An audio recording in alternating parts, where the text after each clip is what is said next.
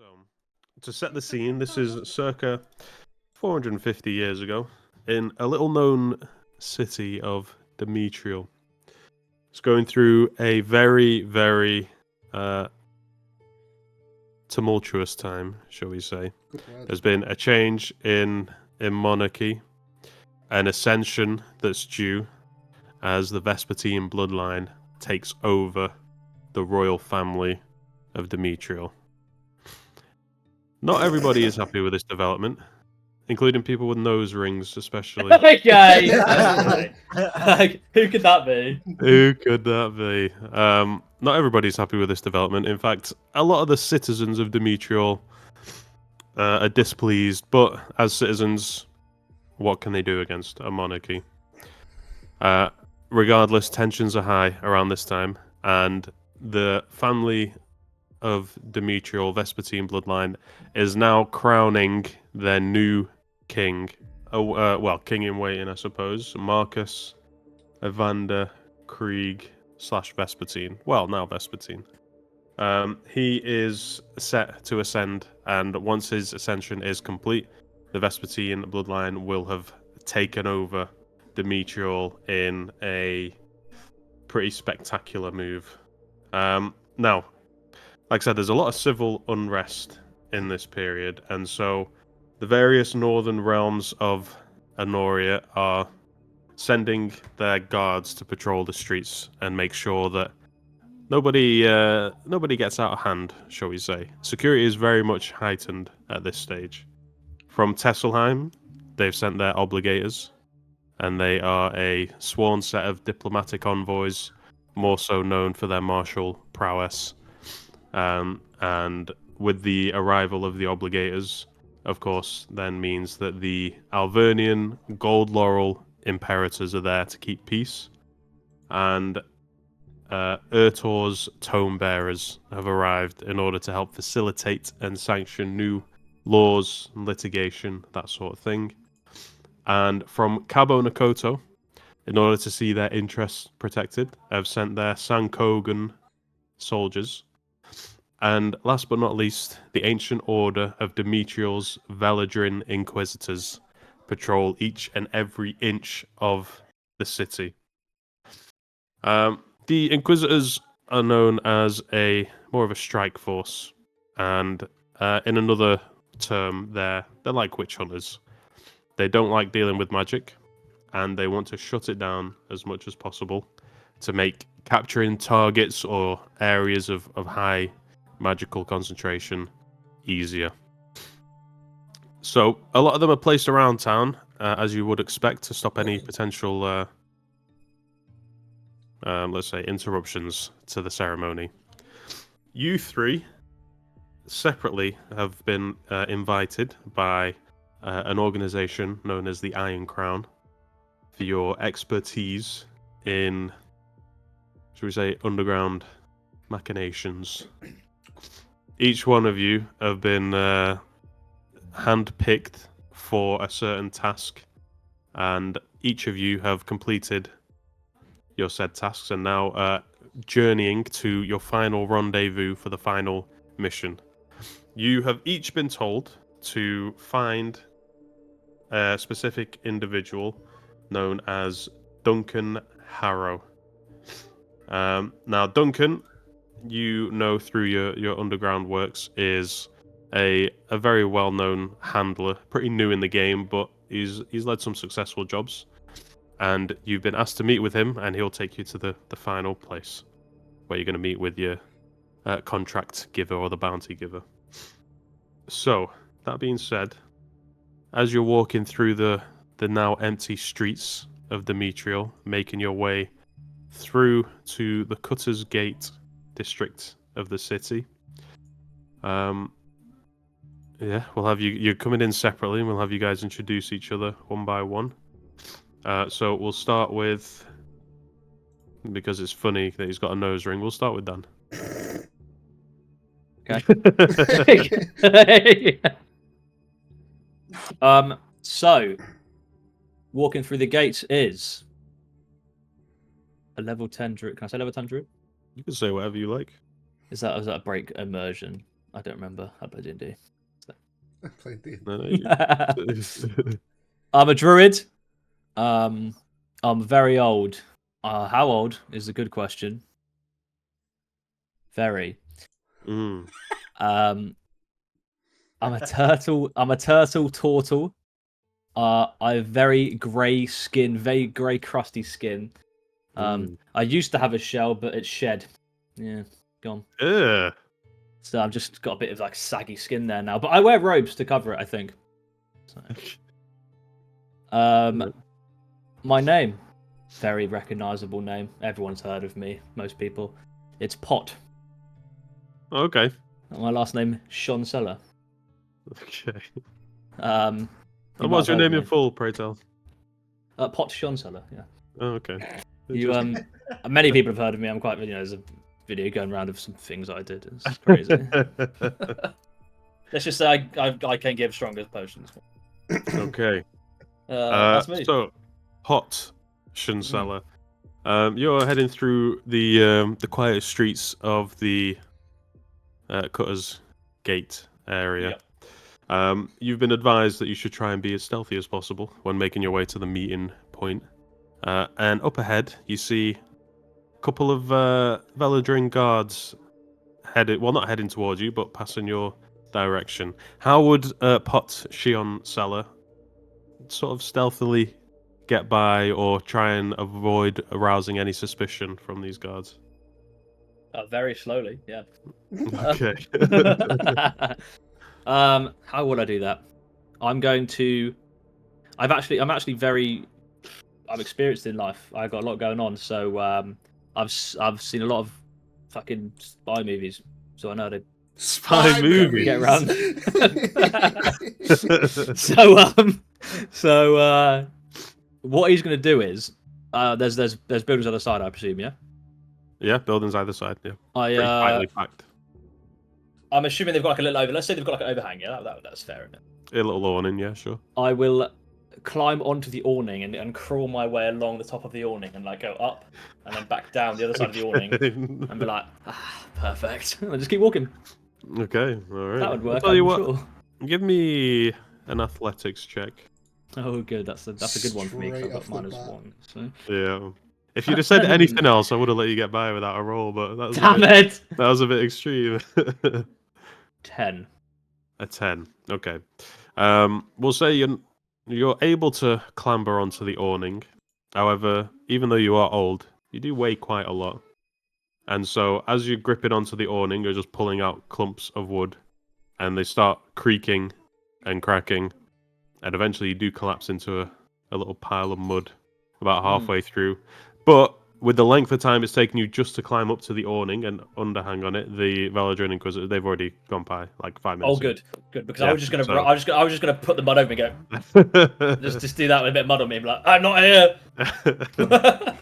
You're fine. Fantastic. So yeah, you continue on your way and you head to the meeting spot, which you've been told is a little recessed staircase near a red bricked building, which, considering most of the buildings around here are made of wood and thatched roofs, you reckon would stick out pretty sorely. But nonetheless, you make your way over there as we pan over to our next character, Brayden. Go ahead, why don't you give us an introduction to your little guy? I'm a auto-gnome barbarian artificer called Chonk. I had to escape from being enslaved. The gnomes were making me do things. Horrible things. I can't speak of those things. Chonk is wanted for war crimes. You try. We'll get out of you. I'm sure we will. Okay, I can't say. What does Chonk look like? He's a tiny, fat, round little robot. Does he have legs or does he roll around? He has little legs. Okay. All right. So same. Rain, you're supposed to play a character. So same scenario. It's slick. It's raining. Your little robot legs are barely scurried across the wet mud. But ahead, you do spy a pair of Tesselheim obligators, again, heading towards you. You're in a tightly packed area, and the streets are not very busy at all, so anyone out here would stand out. How does Chonk get past without arousing suspicion? Is there a bush I can jump in? I'll say there's a couple of sacks of A bush, flour, you maybe, say? just... I'll try and hide. I'll hide inside a sack of flour. inside a sack of flour. Okay, Yeah, because I'm a robot, so I don't need to breathe. So. that's true.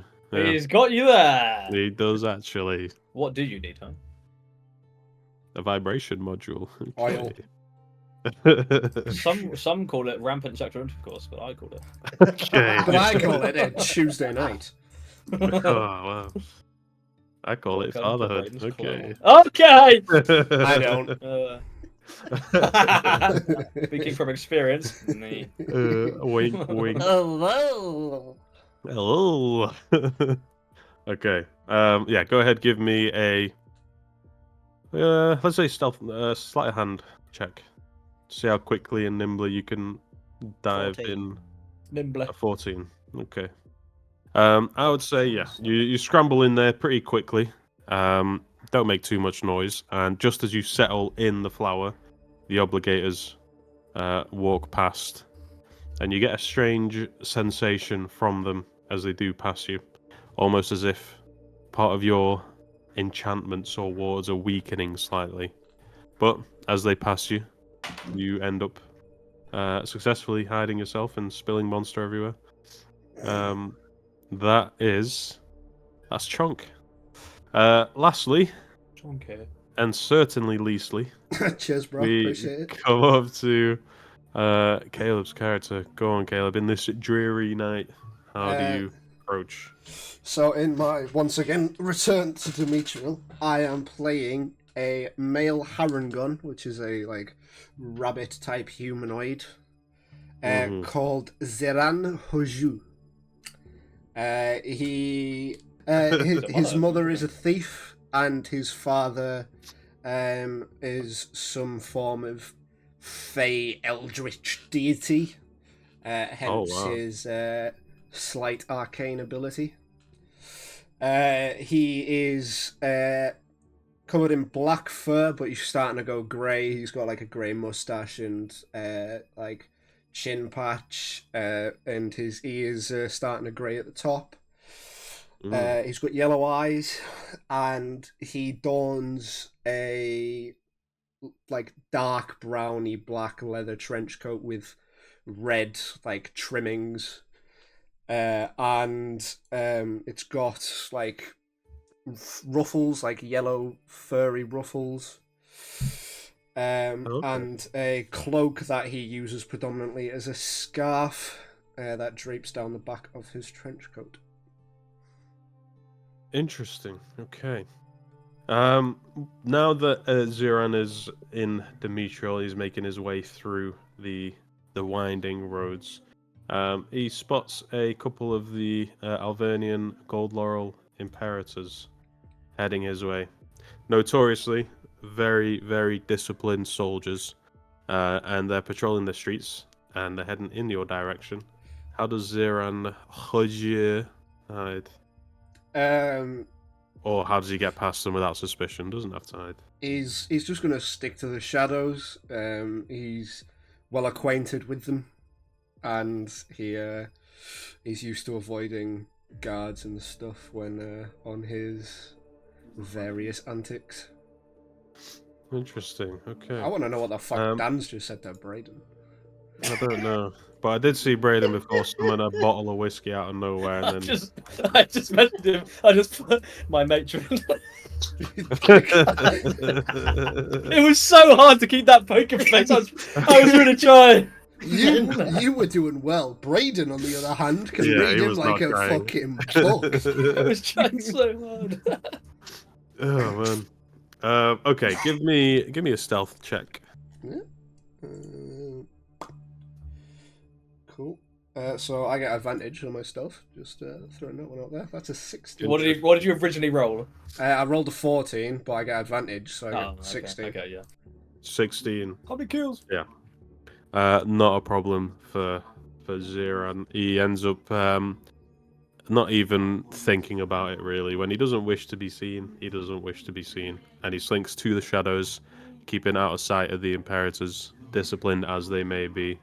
And you guys all end up convening at the location, the red bricked house, and the recessed stairs to the side of them. But your contact nowhere to be seen. So you three, more or less, just bump into each other from opposing directions at the same place. I want to point out I don't notice you guys at all. Yeah. I'll real life, say. you mean? I'll say Xeraan's just he's currently just watching from the shadows, kind of at a bit of a distance, waiting to see if anything happens. What's my guy's name? Pot. It's Pot is just Pot is sort of stood around, just looking around, going like that. Can I try and sneak up behind Pot and jump onto his saggy skin on his back and pretend to be his shell? See if he notices.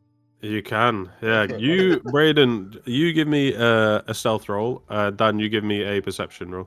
Okay. Ooh, I got good Shit. perception. I might beat you with that.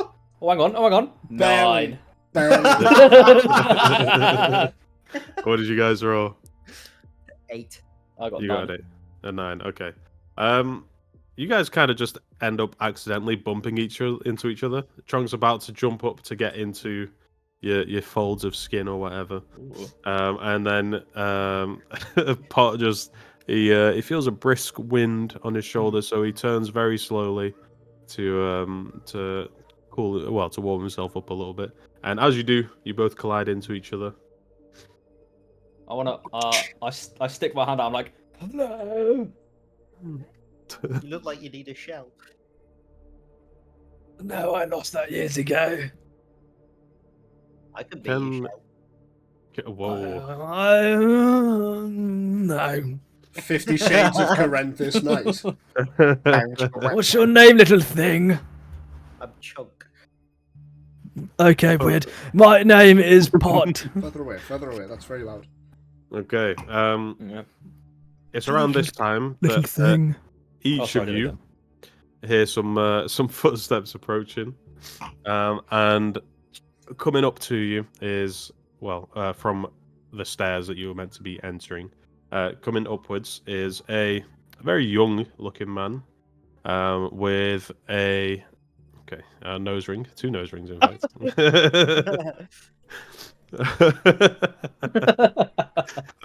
You see a young-looking man with a couple of scars on his arms. He's wearing a rolled-up shirt with a leather, almost like a Kevlar kind of vest, but with leather instead. And he's got knives. What I'm saying is, Pot's a bit of a he likes his gimp. He's a gimp, so No. be careful when you say leather around him. He's got a lot of muscles. Also, isn't it that when turtles take the shells off, they die, or is that? I thought they could just like get rid of them. So that's, I only thought of it in the moment. So we could maybe cut it out, and I could say again, I've got a massive, big old shell on my back. If you want to retcon it, we'll just. I just thought I want to make it funny and say I've not got a shell, but I'm a turtle. That's fine. We can do that. So you guys are watching an individual approach you. Dirty blonde hair, youngish, wearing leather. And yeah, he's got scars, some light scarring over his arms, and 2 swords, sort of crisscrossed and sheathed on his back. And he's walking up to you guys, and as he approaches, he sort of takes note of everyone. Curiously, what was your character name? Xeraan?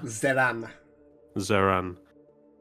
He also looks directly at you, which you find surprising, considering you were doing your best to stay hidden. At that point, I'll just come out of the shadows and just be like, hello. Good evening, gentlemen. Just the 3 of you, is it? These are the only people I have seen. So Hello. few have answered the call. Oh, My name's Hello. Pod. hello, Potts. Pleasure to meet you. I don't have a shell. I can see that. Okay, What's your name? Duncan Harrow. Weird. Okay. No, not you. Well, That you've weird got guy no- behind you.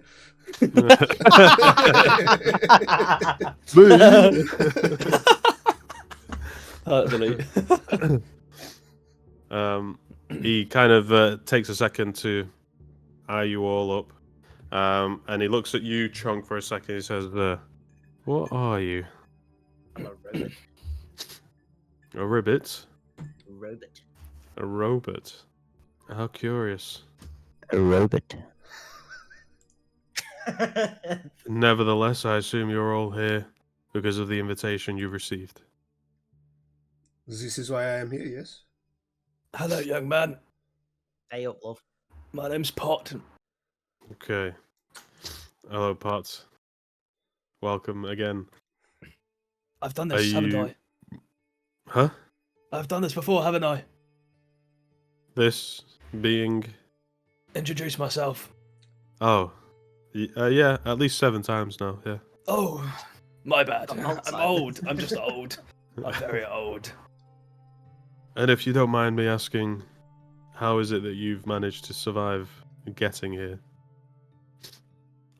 Sex, drugs, sausage rolls, mate. Interesting. What? No, just the drugs, just the drugs. Well, I won't question your methods, as long as you can deliver on what was requested. To that end, I would ask that you follow me. And he turns, and without waiting to see if you guys do follow, he will head down the steps beside this red brick building.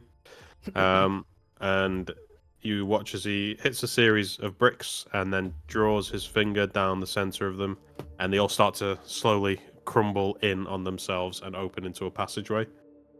And for the next couple of minutes, you guys are led through I would like to. Can I watch him do that like intently and learn that?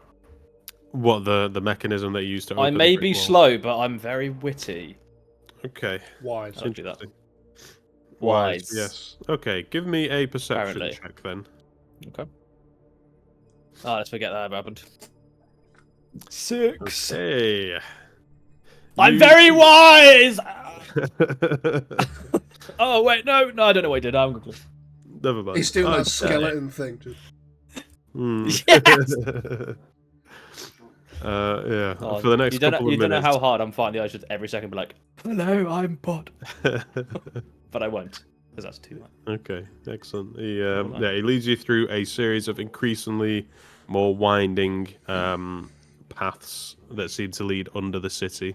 For those of you who have been in Demetrial before, you kind of put one and one together to get to, and realize these are the famed catacombs of the city. Famed. Although in these more ancient times, they're not quite as weathered as they would be in the modern day. So a lot of the brickwork is still relatively in good standing. Not as much moss covering the sides, and there is regularly lit sconces providing ample light. But nonetheless, he guides you through lefts and rights and ups and downs until you guys reach a gilded kind of door that is made of stone. And you watch as you guys approach, and Duncan stood there. He takes a second to scan the area before he proceeds, and then he hits the door at a certain few points, and the door slowly starts to grind into motion, and it opens up. Within, you can see a very dimly lit room with a round table in the center, and various individuals stood around this round table. And there is not much else in this room. It sounds, you can hear constant sound of dripping. Yeah, in the building, you can see there's a couple of different people stood. A lot of them are, well, we'll say about 3 of them just look like Duncan, just in regular sort of gear. Two of them catch your eyes as people who are a bit more well equipped. Basically, there's a tall gentleman to the center of the table. Looks to be probably about 6 foot tall. He's got very dark, short hair, scars covering most of his body and his face, and he has a tattoo around his neck of a black crown. And as you guys enter, it's him who looks up first. And as he gestures for you three to come closer, he just extends one arm and says, "Come closer." The lady to his left is a rather sharp-looking individual who's got all kinds of metal straps and apparatus around her hands, and a monocle with various magnifying loops, and seems to be working on a device to the side. And as soon as the man says for you guys to enter, she stops what she's doing and she looks up at you. So you guys approach, and the gentleman in the center introduces himself and says, "I am Garrick Flintthorn. I was the one who summoned you here. This is Eldra. She is my Hello. Hello. She is my second in command. Before we proceed, have you each of you read and understood the letter that we sent?" Hello. Yes. I do I'm believe I Pot. have understood the letter, yes. Do you understand that this is not going to be like any mission you've had before? I believe it No. will be up to the scratch of at least myself. I don't know about these people here. Hello, Duncan. My name is Pot. Duncan kind of turns to you and he kind of looks at you with the eyes of someone who's feeling a bit sorry for like an elderly person. He's like, "Hello, Pot. Yes, we've met already. Remember?" Oh, you're I'm Duncan. gonna sit on Pot's head and then hit him lightly every time he repeats himself. Lightly. That's weird to do to a stranger. Not enough to damage him, just fucking lightly to go. You said that bit. It's like, you know, when a TV stops working and you whack it on the side and suddenly. Yeah, exactly. we just smash it with a fucking fork in the forehead. And just, Oh yes, blood flow. Okay. I mean, I've got a great club. I can hit you with that if you want. Jesus Christ. Just knocking job. off 5 HP each time. You mentioned a letter. What? Well, to refresh you, each of you, this mission is something that only someone of your caliber can do. Were it up to us or our soldiers, we would have accomplished this a long time ago. But as it stands, time is running out, and we have to get things in motion. Your plan, you can execute it however you see fit. However, know this. The chances of you executing the plan and surviving are very, very slim. And at this point, the woman at the side sort of chirps in, and she goes, "Yes, that's right. We have developed a device to extrapolate arcane means and bring to dust that which is whole. If you understand what I mean." And at this point, she kind of pushes forward a box into the light that she's been sort of working on, and she hits a few switches on the sides and pulls a handle out. And as she does, you hear like a soft grinding and whirring sound that starts to get louder and louder. And in the center of this table now is a gilded red and bronze hexagonal chest, it looks like almost. In the center is a raised dais that seems to be turning slowly, and there's vapor coming out of it, but almost like it's like looping but in reverse. So it looks like it's pulling in vapor from the surrounding area. And as she pulls this out, she's very carefully pushing it forward and then placing it down. And she says, "This is to put it bluntly, in a way that you would understand, this is an explosive device created and conjured of arcane means. Your mission, and then the individual in the center interrupts and goes, your mission is to plant this at the center of the crowning moment for those Vespeteens. Once primed, the bomb will detonate very swiftly, and it has a very large blast radius. Your mission is to take this device into the sanctum under where the Vespeteens will be crowned and anointed the new royal family, and detonate it. Should you be able to escape the blast, incredible. Great news even. Fantastic news. It's at this point that the man in the center looks around at you all to make sure that you're all understanding, and she goes, and he says, just so I understand, let us commence with the introductions. Pot just puts his hand up and goes, excuse me. Yes. Duncan, this sounds like a suicide mission. Duncan is stood sitting next to him. No, I'm Duncan. That's Garrick. I'm Duncan. Yes. Okay, Gary. Yeah. This sounds like a suicide mission. It does not have to be, but the nature of this mission does mean that you are likely not to survive. I'm hooked. I'm in. I'm in. I've been waiting to die for so long. Must join my brother Uguay. As I said, I believe introductions are in order. We owe you at least that much. I am Garrick. This is... What was her name? This is Eldra. And you must be... And he gestures towards you three. Pot is the name. I'm sure you've heard of me. We only know of your more illicit names, shall we say. Oh. My name is Pot John Seller. As some may know me, Potion Seller. Truly. You are the potion seller. Let's just say I can provide you with some pretty strong fucking potions. Would they be enough to slay a dragon in battle?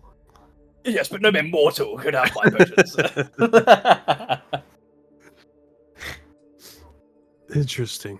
Pleasure to meet you, Gary, Duncan, Elima. Garrick. It's Garrick. Oh, right. Okay. Well. But Potion Seller holds out his arm. But Garrick like, he goes like that. He goes really slow like that. Garrick kind of looks at you, and he looks down at the table, which is several feet long, and there's no way that you extending your arm would reach him. And he kind of just looks around at the rest of the table. He looks towards Chonk, and he says, and you, I don't believe I've ever seen anything like you before. I may be known as Chunk. Chunk. Chunks? Or... Where's Philly? Oh, wait, he's in court. He's in Australia. Oops. Cabo Dakota. Woo. Oopsie. Cabo Dakota. He's in Cabo for some illicit thing. Maybe Chunk, Chank. I mean, I could go with Chunk. I, but I think You're getting pretty close there, bro. Oh, shit, that's funny. Keep that in. He kind of regards you with a suspicious look, and then he turns towards Xeraan, and he says, and you? They call me Thumper. Thumper? So we have amongst our presence a somewhat renowned trio. Do you believe you're up to the task? I'm in. I will assume... Correct! He looks around at you all again one last time, and he says, should you accomplish this mission and take out the Vespeteens, there is no reward that would be too great of you to ask for. All we ask is that you deliver the payload to the objective, and then and then win the game. I guess that's all you got to do. And then run away and live for your life. So we're playing Team Fortress 2, got you? Playing Overwatch. Basically. Fortress rocket jumps. Or whatever. And at this point, Eldred sort of passes, picks up some letters and says, "The passageway to, well, as far as we could get through without raising alarm, Duncan will guide you down to the closest entrance. From there, we don't know what there might be. It's down to your intuition, your initiative, and your expertise to handle whatever dangers come. Just be aware that too much shaking while holding the device will or may cause a premature detonation." Washington said someone with an expert on that. Yeah, and she says, at some point we expect you'll encounter resistance from the Veladrin. Do whatever you will. Be careful of the device and make sure that you leave none alive. Do I make myself clear? We. See. Really thought Brayden was going to say, "Da." Yeah, he was like, literally just fucking robot crash. What's right the there, language? English, yes. They just say it was me, we, Dan, C, and then it just cuts to Brain and it's just ding dong ding, ding dong ding. What language? The language. Yeah, all right, mate. Yup.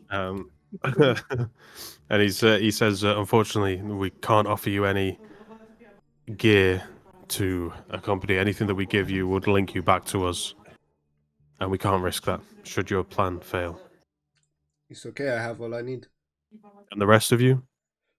Have you got any shoes with wings on them? What? I'm afraid not. Okay, well, I won't be Hermesing this shit. Have you Hermes. got any Adidas? Okay. No, I'm alright, actually. I've got some pretty strong fucking potions, so we're good. Okay.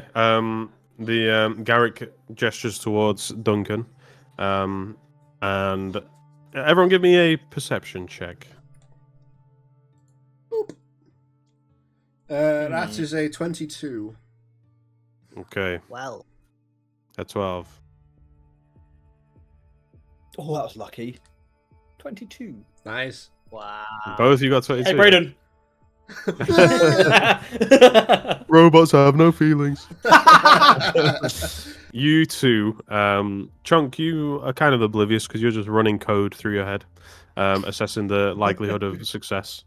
The other two, you kind of spot as Garrick kind of gestures towards Duncan. It's a little bit more, whereas Garrick is sort of accepting in terms of this is a job. Yes, he's the leader. He's told me what to do.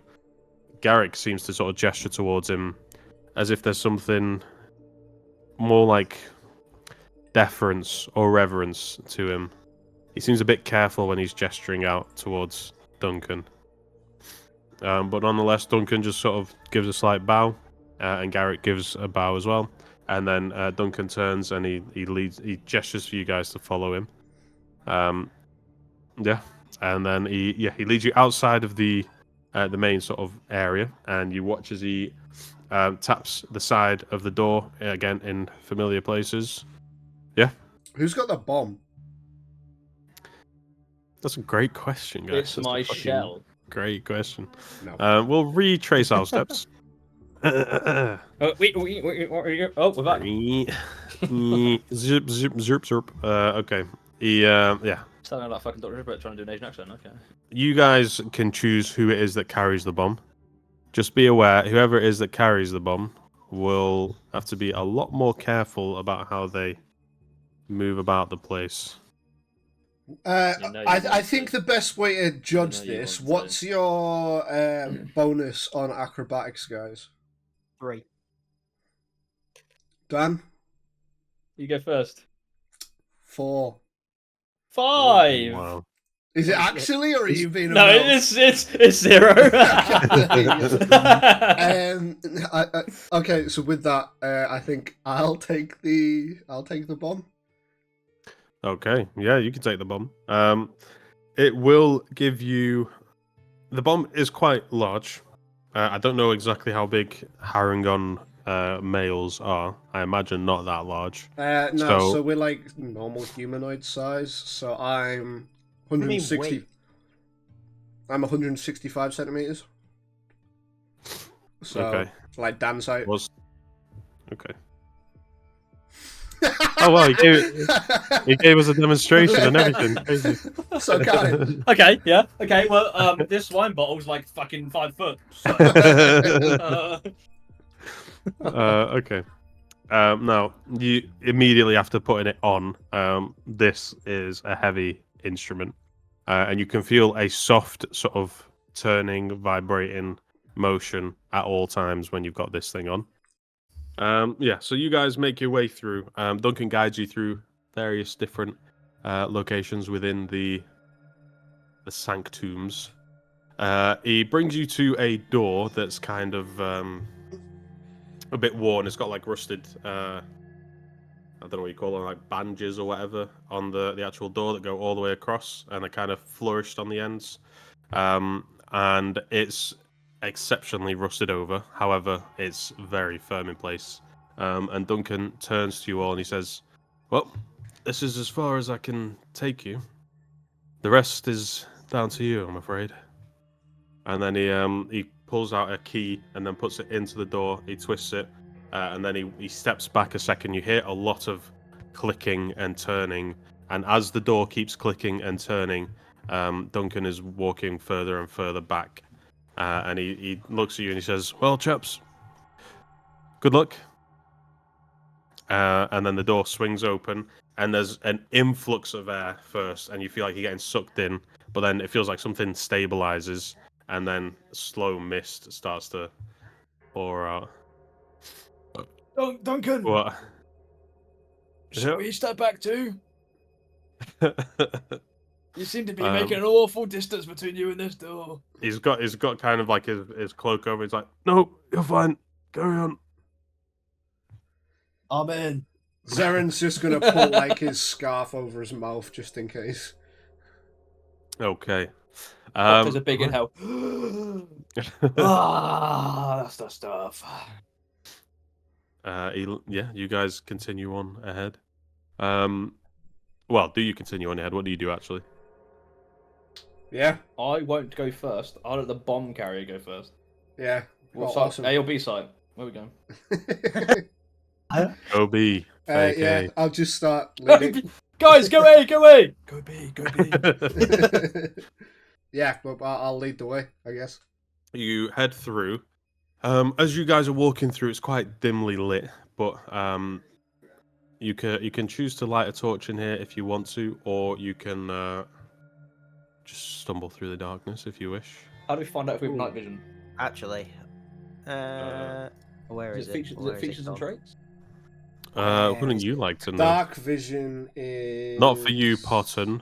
Not for you, Xeraan, and not for you, Chonk. None of you have night vision. I'm going to use magical tinkering on my Magical. club. I can imbue a Now, what can I use it on? 'Cause it's not exactly tiny. Do you want a magical tinkle, My mate? pistol. I guess my pistol will be tiny because I'm small. I'm gonna imbue it with so I can imbue a tiny non-magical object with a magical property of your choice, 5-foot radius light up. Okay. So I'm gonna do that. How long does that take? Tabaloosh. That was oddly sexual. I kind of liked it. It's the Gimp mask, dude. It activates. So when you click on the spell, it's a bit under customize. Yeah, it does. It doesn't tell you how long it takes. Well, Okay. I can control flames if there's any flames. There's no flames, You right? can bestow magic on multiple objects. Touching one object each time you use this feature through a single object can only bear one property at a time. I guess it is just like an action then, I guess. Yeah. Wait. So I've got a candle in my backpack.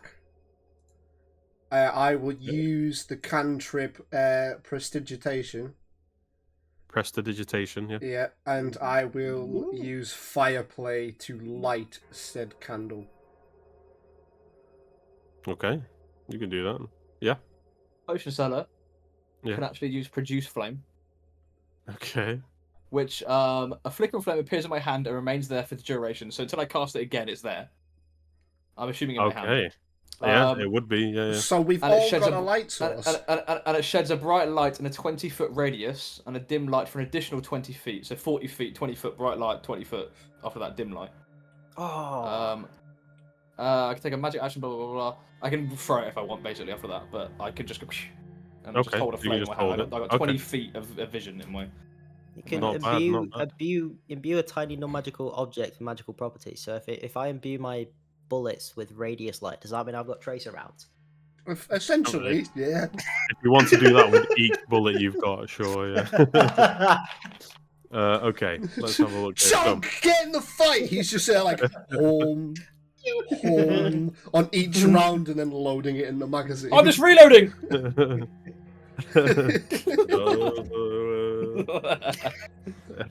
Okay. Yeah, you guys. Right. So you've lit up sufficiently the area to see where you're going, and also to make out on the walls. There seems to be some etched or faded murals. You can see one of these murals is covering a section of wall, and it shows a crowned figure in regal armor standing atop of a massive humanoid figure carved from stone. And the figure that's carved from stone appears to have like etchings coming away from his eyes, so it looks like there's like power or something glowing basically from his eyes. Go ahead, anyone who wants to, give me a history check. Oh, I could do that. That's a 7 from Xeraan. Wow, we all rolled high. I got the I'll highest. take mine back. I'll take mine back. All right. What? Okay. What'd you get? I got got a a 4. I got a 7. Got a 5. Jesus Christ, man! But if you add them Guys, all together...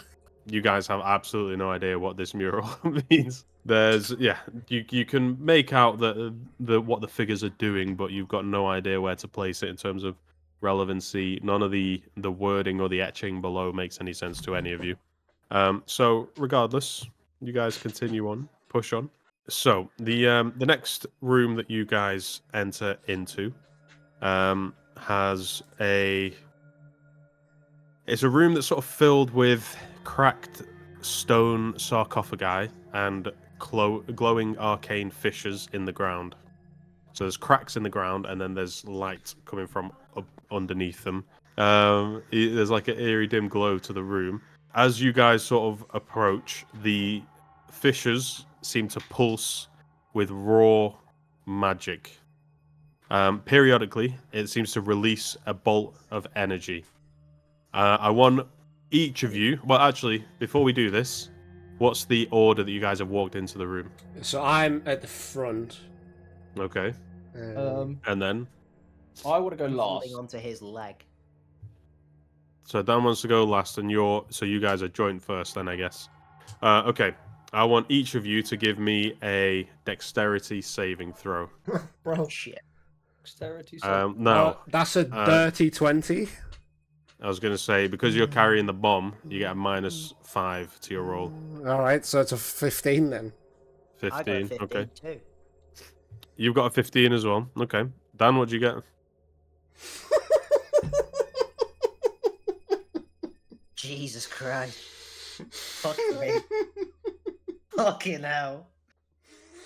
I don't know what that means. A 1? A 1? Crit fail. That is actually a crit fail. Okay. Oh, that sucks. That really does, actually. That really does. Lucky I'm Okay. last. Right. Caleb, you got dice there, innit? Yes, mate, yeah. Yeah, roll 2d8, please. Tell me the answer. 2d8. Let me find the d8s. They're all in a mug, so... Can I use pot of greed? Pot of greed. I summoned pot of greed. 1d8, 2d8. There you go. So, that is a 7 and a 1. So 8, okay. You guys watch as the magical energy in the crack sort of swells up, and then a massive wave sort of pushes outward towards you. Xeraan and Chonk, you guys managed to dodge out of the way. However, unfortunately, the little tiny massive turtle man takes 8 points of force damage as Sorry. the wave of arcane energy pulses over you. You have a feeling that if you had your shell, you probably wouldn't have taken as much damage, but nonetheless, We'll do that for the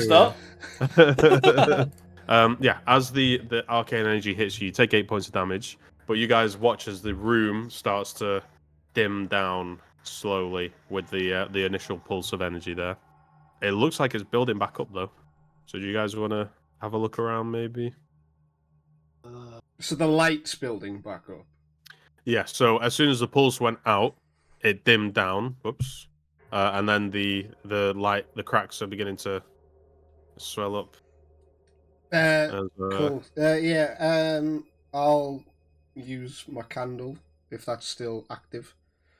Okay, yeah, I'll say that's still active. And I take it I'm on my arse by now because I've been forced. No, Do I you've just- I just just taken damage. take the damage. Okay. Yeah, your skin just sort of like ripples, like. Brrr. Your ass has been forced out.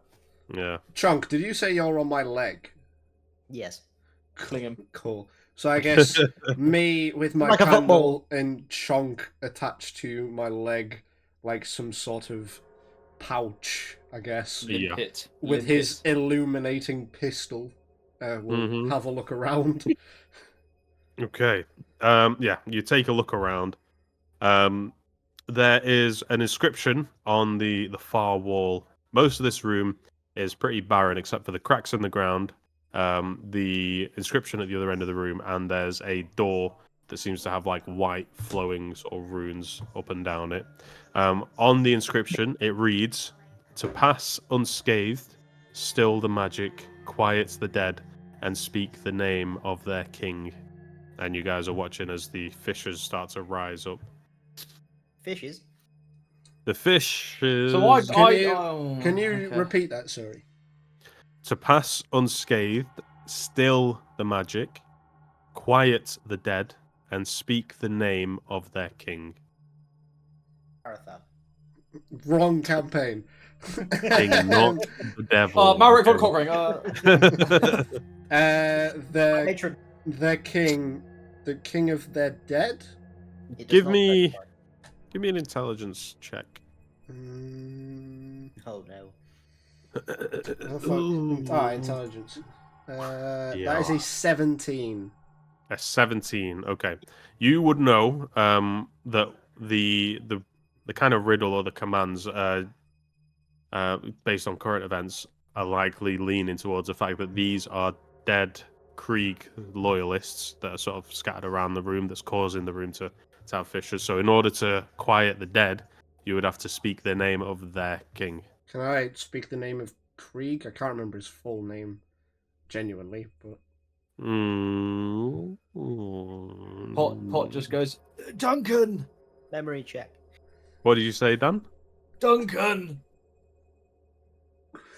Interestingly enough, when you say Duncan, the fissures start to dim down. And you watch as some of the lights on the wall, or on the door, start to power down. Yeah. As if you just jammed Duncan Krieg? Like, what? Eh? And then, as you say, Duncan Krieg, you watch as the lights immediately just go, "Phoom," and then the fissures in the ground start to seal up by themselves, and the door opens up. No way you just bullshitted your way through. Genuinely expected that to take a lot longer, actually. Got the whole room around it. Pot just goes to Zara and he goes, high five!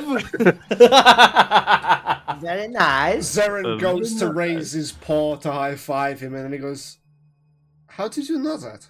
Pot is very wise. I mean, Why have you done- I suppose you deserve this. I suppose. And he high fives him. Bonk. Right, well, there you go. There's room. Well, that was number one fucked. out Well of done, the way. team. Fuck this guy, man. Fuck me. Okay. Right. Who would have thought the name I kept saying would work in a fucking puzzle? You bullshitted your way through that so much. I just know this shit. Back of my hand.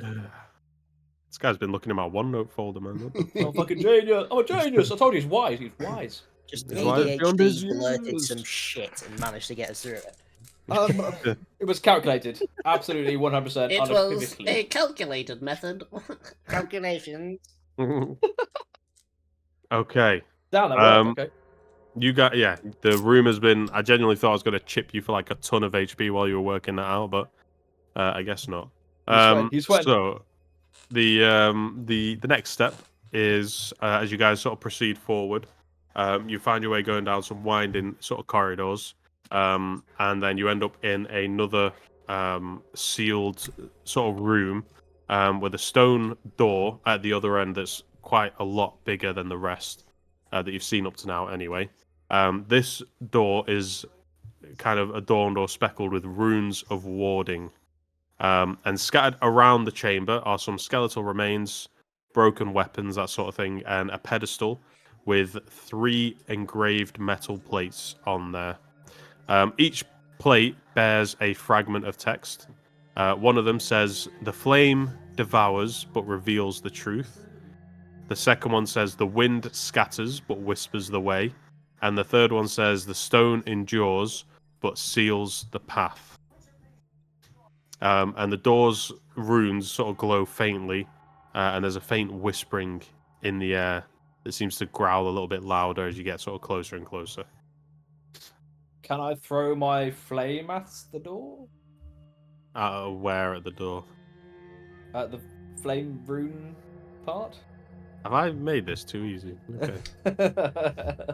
Yeah. You fire it into there. Because I've got the flame in my hand, so I just... Yeah, fire it off. So you fire it at Yeah. the one that's got the metal fragment that had the flame text on there, and as it impacts, where you'd normally expect to see like scorch marks and a burst of fire, it just sort of goes, and then gets sucked into it. Gets sucked into it, and then you watch as the sort of warding spells around it go from like a shimmering blue, and they start to fill slowly with red energy just on one side of the door. What was the other part of the riddle? So the first one was the flame one, which you've more or less solved. The second one is it says, "The wind scatters but whispers the way." Can I go up to that and go...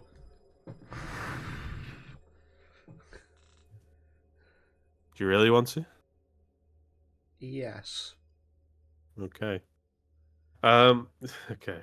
You blow on the plate, and as you blow, there's like a odd kind of whistling sound before you hear like a slight tune fill the room. And then you watch, same thing again. The runes on the top and the bottom of the plate start to sort of fill out with like a white energy, and they start pulsing in synchronization with the red runes. Yeah, and that when both of these things happen, the plates just kind of settle into the door a little bit. So you've got one with the flame one settled in, one with the wind one that's settled in, and then there's just one left, which said, "The stone endures but seals the path." Stone. Can I try and push it in? You can, yeah. You place your hand on it, and then you push a little bit. It doesn't go in. Then you try again, and you push again, and it just doesn't seem to actually have any give to it. Is there any like loose pebbles or anything on the floor? You could find a bit of loose pebblery Would metal around the count place. as earth? Could you just mob me? Just Braden loses an arm for the rest of the campaign. Just roll Mineral. with it. You could try that if you want, but you'll be able to find some rocks or something we'll like that. try like the rocky gravel route. I'll try and pick up like some gravel or anything in the ground first. Okay, go ahead. You pick up the just like a handful of gravel from the ground, and then you're not really sure what to do with it, so you just sort of push it onto the plate. and you watch as the plate just kind of sucks up all the gravel and everything off your hand, cleans the dirt right off your arm, and then the plate, in a familiar way, pushes into the door.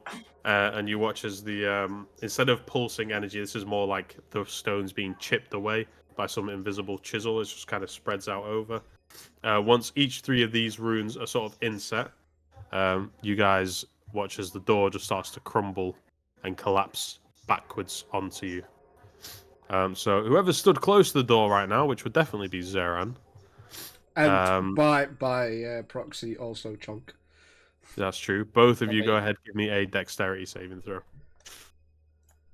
Oh, saving throw. I pressed the dex thing. No, it's a saving throw, you fool. Yeah, that's a 24. 24. That fails. Okay. Chonk. 16. 16. Okay. Yeah, that'll be enough. You guys, Chonk's not really doing much, but as you sort of dart backwards, you feel a bit of weight from Chonk and obviously the device on your back. But regardless, your years of honed jumping and thumping, I guess, you kind of kick backwards with just enough power, and you clear the door as the rubble sort of collapses. Can I yeah, produce and the my way... flame again? Because a cantrip you can do. Cantrip like is. Oh, what? A cantrip? Cantrip. Cantrip.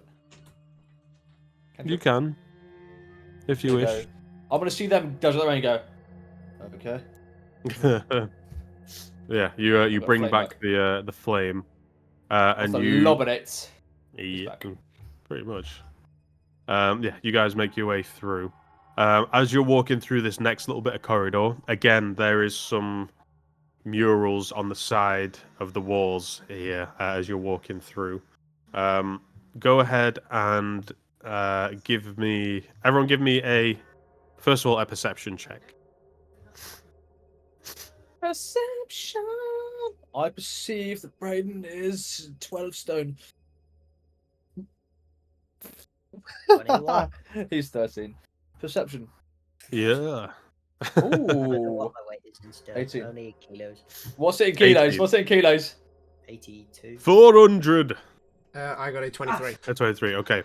So as you're walking in the dim light that potion seller's flame is providing, you guys see on the wall a mural that's got a...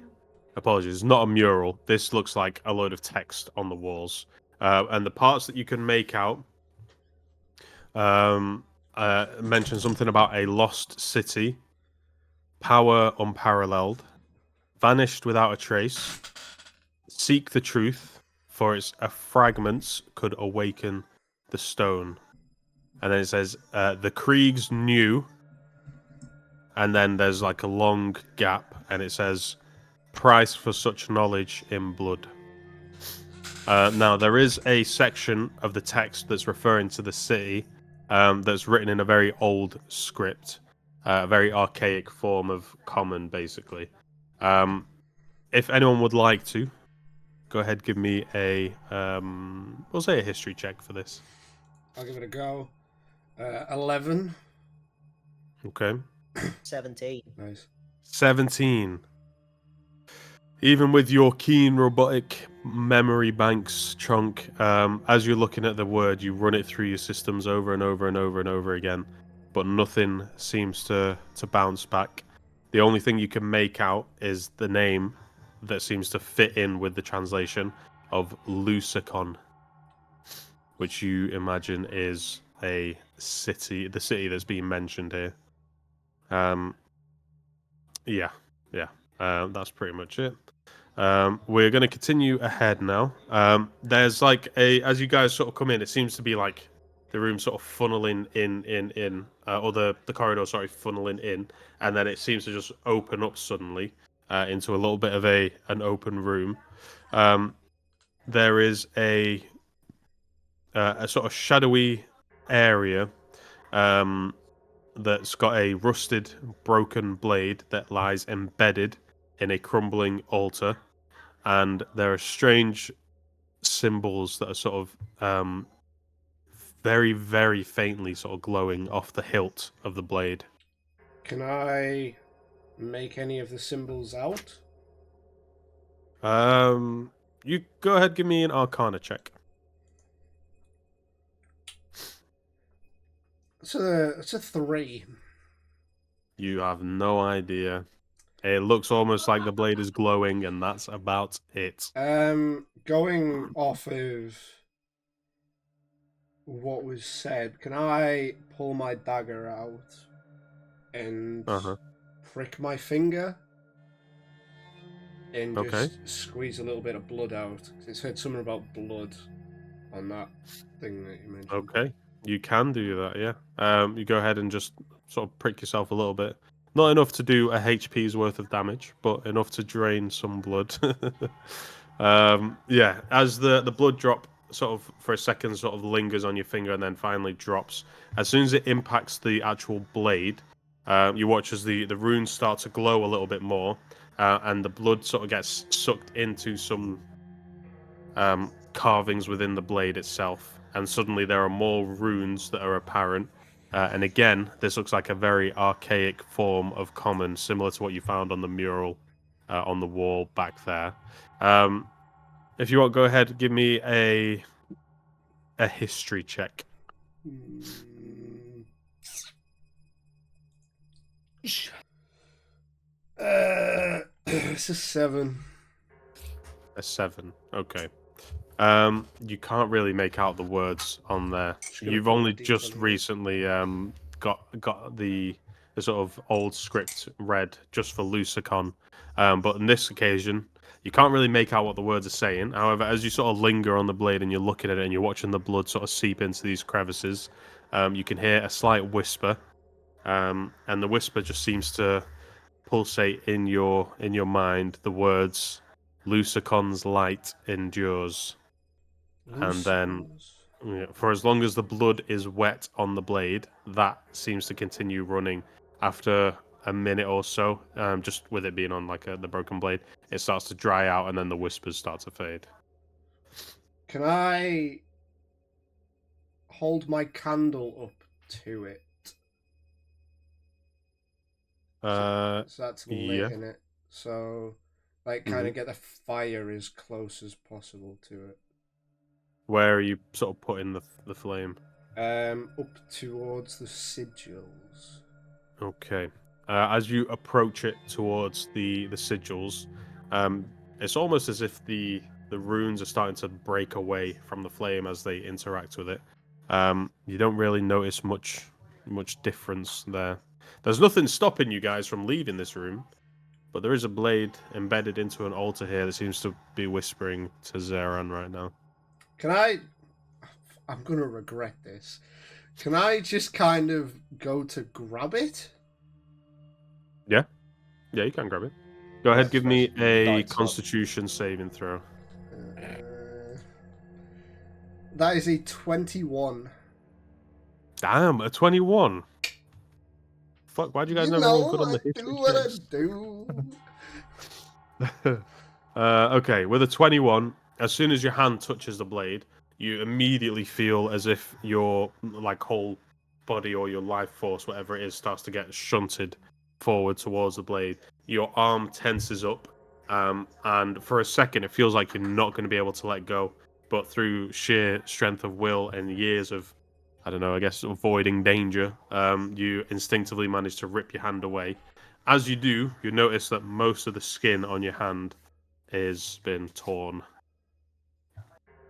Potion seller sees Xeraan do this and goes, I'm gonna grab that fucking sword.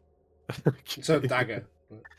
Not a dagger. He walks up and he goes, oh, I'm gonna grab it. Oh. Give it a go, my sunshine. Yeah.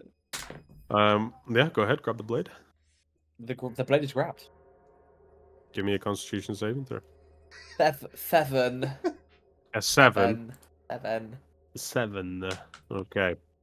You feel again, same thing. As soon as you grab onto this blade, you feel like your whole body sort of shift towards it. And in a similar fashion, except this time you're feeling quite a lot of pain in your hand. And considering you watched as Xeraan's skin was basically just ripped off of his hand, you're now feeling the same sensation, although it seems to be going all the way down to your bone almost on your hand. and you take. Well, actually, let me roll. You got some dice there, haven't you, Caleb? Yeah, what kind of dice would you like? I've got dice. I've got dice. You got some dice, is it? Okay. And I got a little dice pot too. Oh, okay. It's a bit gay of you, but okay. 2d8. No, 2d8. Sorry, ones? 2d4. 2d4. Oh, these ones are orange. Okay. Ah. So I've got a large variety here. What am I throwing? A d4. If you've only got one, throw it twice and tell me both numbers. That's D4 in it. Yeah. Yeah. Yep. 3, Big. 4. 7 points of damage to you, my boy. These dice, bro. What the fuck? I've already taken damage, man. Yeah. So you currently, you've had part of the inside of your hand swallowed up by this sword, and you, even though it's caused you immense pain, you do feel the blade sort of start to shake a little bit as After it's seeing brought. that skin has been ripped off his hand, Mhm. Chonk with his metal hand is going to decide to also grab the sword. Okay. Also, as you place. Potion Shadow actually refuses to feel pain. Okay. It's All a right. choice. He'll just shit himself then, His I guess. emotions are too strong. Okay, so you put your hand on there, Chunk, or whatever is the robot alternative for you. Okay, as you grab onto it, it's almost like that Matrix moment to you. There's a huge influx of information, and suddenly you're seeing all these sort of runes and patterns around you, and it all starts to make sense. And there's a central theme.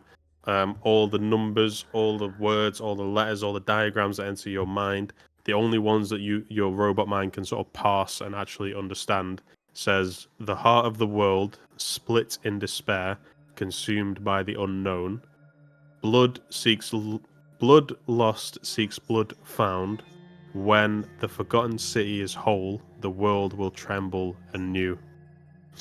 And it says, and then there's a bit more text on there as it starts to sort of filter into your memory banks. There's a bit more room now to process.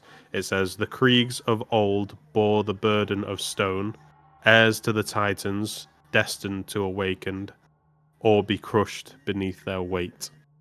I'm gonna, as that information is coming into his head, he's gonna, almost like he's in a trance, blurt it out as the information's being poured into his systems, so that everyone knows what that. As you're sort of speaking the words out loud, you guys also just watch as the sword starts to crumble into dust, almost like the Morgul blade from Lord of the Rings, and it just sort of goes. And all you're left with is the information, and well, what's now in your memory banks. Write that down. Yeah. So for the guys in the future, that's important. For these guys, it doesn't really mean anything. That's a fusion Potion Shadow job. I won't recognize it. He may or may not figure out. Hopefully, he may not. We don't think Fuck he that will. guy. Fuck that guy.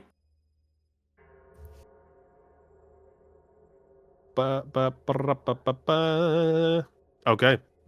Do you guys? What do you want to do now? Do you want to stay in the room that you're in for a little bit more, or do you want to push on to where you imagine the objective is for you guys? We'll push on. Okay. Yeah. You guys push on through. Immediately, you hear activity in the distance. First of all, where most of your sort of travels have been through these caverns up to now, it's been through pathways that are sort of roofed in, or tunnels almost. And this area now that opens up looks to open up into a huge sort of cavern.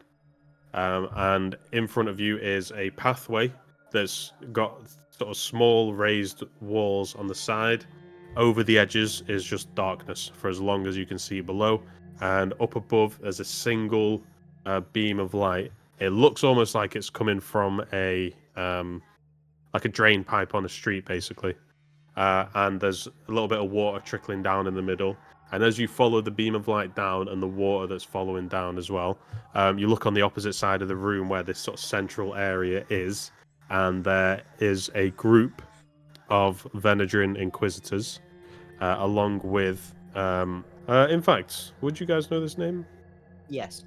Give me, Correct. you know what? Give me just a general Is intelligence it roll. Alejandro, whatever her name was. No. What? Got a Intelligence check. 6. Intelligence check. Yeah. Just roll like intelligence and add the modifier. Oh, 8. 8. Okay. I'm supposed to be really fucking smart, dude. That's fucked up. Luckily, the DC is 7, so you guys all got that. That's fine. No, I you- didn't. Apart I from didn't. Xeraan, Apart from Xeraan, who's aka he's an old man now. He's he doesn't have time to I'm memorize. 33. He's He's got grey 33, hair and which in bullshit. rabbit You know what I mean? years is basically I 100. hear he's bold.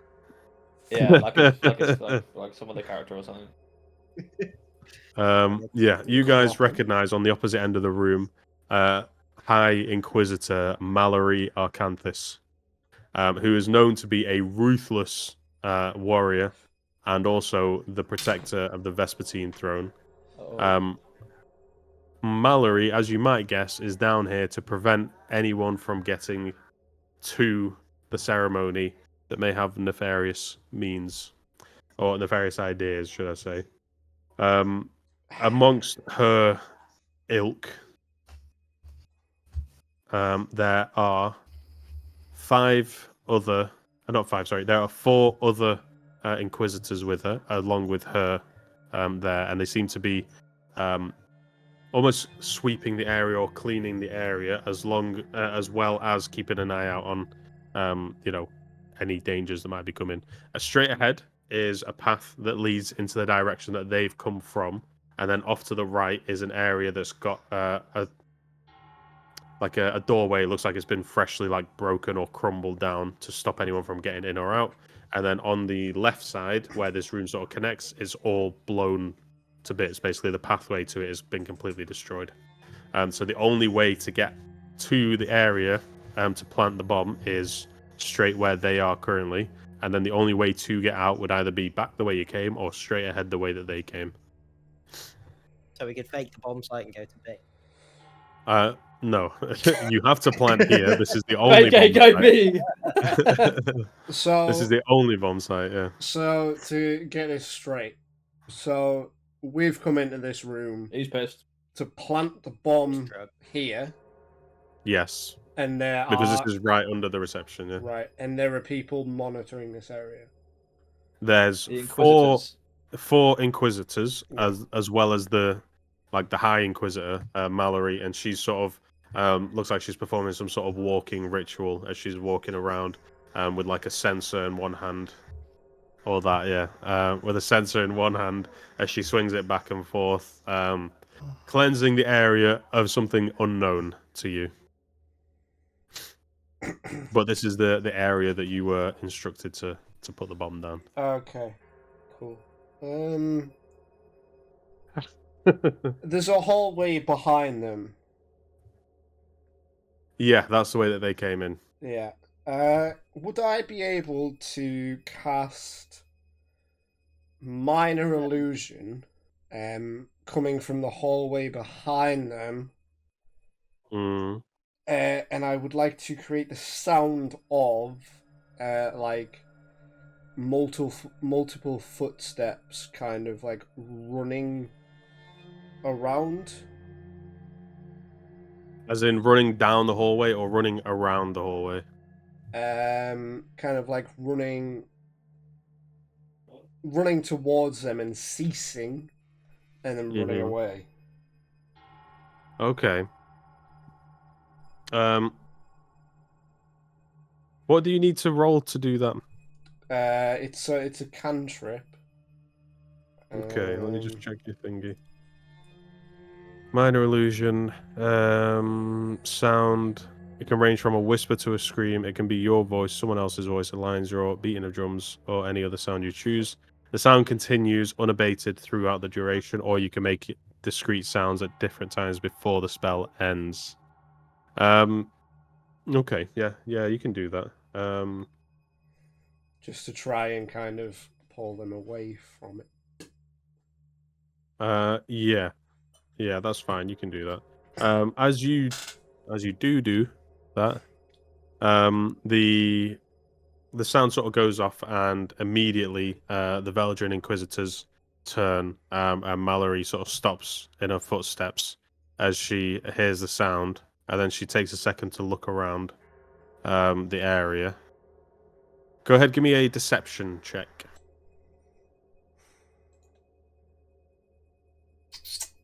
That's a 15. A 15. Okay. You watch as Mallory's sort of looking around. She places the sensor down on the ground, and then she takes like a side eye, and she looks around, and then she throws up a hand and does like some, I don't know, some gang signs or something like that. Yeah. So you watch as one of the Inquisitors turns around and then skedaddles back the way that they came. Skedaddle. You Too watch fucking as devil. he's not really sort of walking away. He's just kind of like feet just like a couple of inches off the ground, just sort of glides away towards where they came from. Like a Twilight vampire. And yeah, pretty much. And as he disappears off into the darkness of the area that you created the sound, all eyes are on that direction. Could All the rest I? haven't moved. Do we know? Are we just assuming they're bad guys? Like, Well, Yeah, these are the Veladrin Inquisitors. So these are the guys that are working for. we The can't people you're talk them trying to out of it. kill. Like, guys, chill. would You I? could Just gonna blow 'em try. up. Would I be? I'll able tell you right to... now, it'd be fucking difficult. Okay. Would I be able to cast it again, but create the sound of like him screaming and just going, ah! Ah! Ah! Oh god, it hurts! Ah! Yeah, if you want to, yeah. Go ahead, All I give me saw another was a dancing deception dead boy, check just like Deception. with check. disadvantage. Okay. I can use magical tinkering to imbue a tiny non-magical object for a recorded 13. message or a non-verbal sound. A 13 at disadvantage. Yeah, as soon as the screams go off, everyone's heads just sort of again snap a little bit closer, and they start walking towards it. After like a few seconds, the Inquisitor that walked into the corridor just walks back out, and he's like, "All clear." Well, I mean, I guess we've got to fight them then, right? You can do what you like. Hey up, hang on. We can do that. I'll just turn around to Pot and Chonk and go, I mean, I feel as though we have to fight them, no? Okay, Pot looks at Xeraan and he goes, "Hello, okay, yes, let's fight them. Let us. I'm in for a good fight. You know, Master Uguay always taught me to, fight first, ask questions later. Did he? Uguay was the Throw the Pokeball at them. They haven't seen us yet, no? No. So we have surprise on them. Yeah. Could It's all I big. go ahead and throw my returning dagger at whoever's at like the closest? Can I ride the okay. returning dagger while he throws it? If we're gonna do that, everybody, and I mean everybody, get onto tabletop. No right farting. now. No fucking farting. Okay, we'll do initiative order. So everyone roll initiative. Your attack will go through, and then we'll go into initiative. Cool. We're at 27. Wow. For initiative, Mm-hmm. that's fucked. I have a +8 on an initiative. You are smacked out your head, my man. What else did you guys get? What else you get? I rolled an 8. I got a 12. Okay, nice. Ah, but I didn't roll an 8 on my real dice. So Okay. let me roll the real dice. What's It's it? not going to count, but go ahead. Yeah, you can roll it. Oh, they were. Why the fuck not, bro? What do you mean? Let me roll my d20 on the real dice. This is the real roll right now. Oh, 17 actually. So we'll take that. See, the thing is, you can just roll that and then say I rolled a 20, and that's what. Nat 20. Crazy.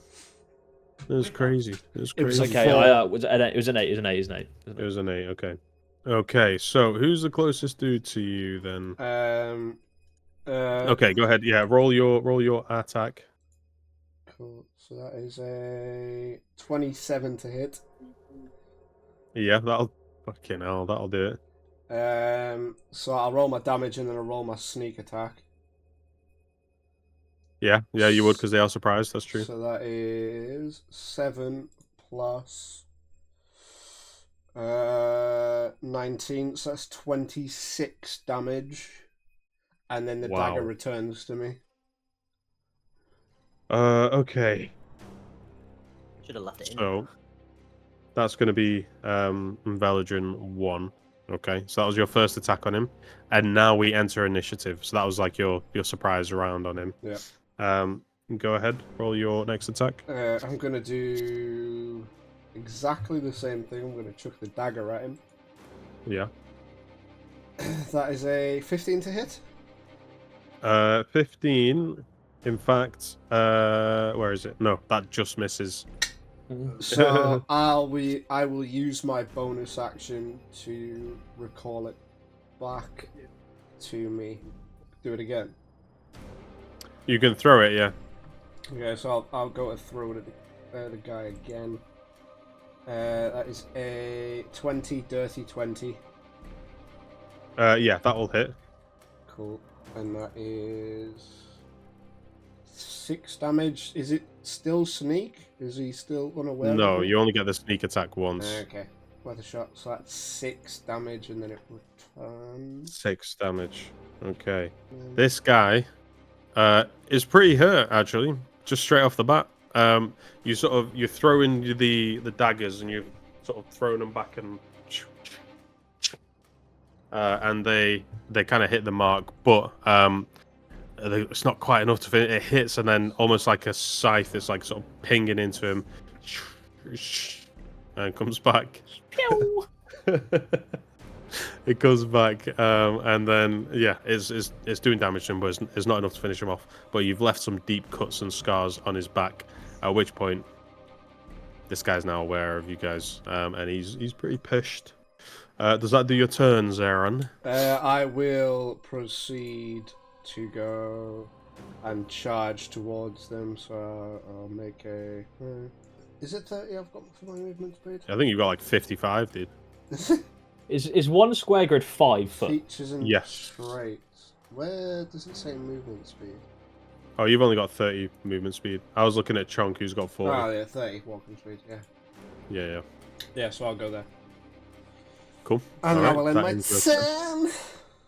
Next up, we've got Veladrin number 1, which is actually this guy all the way over here.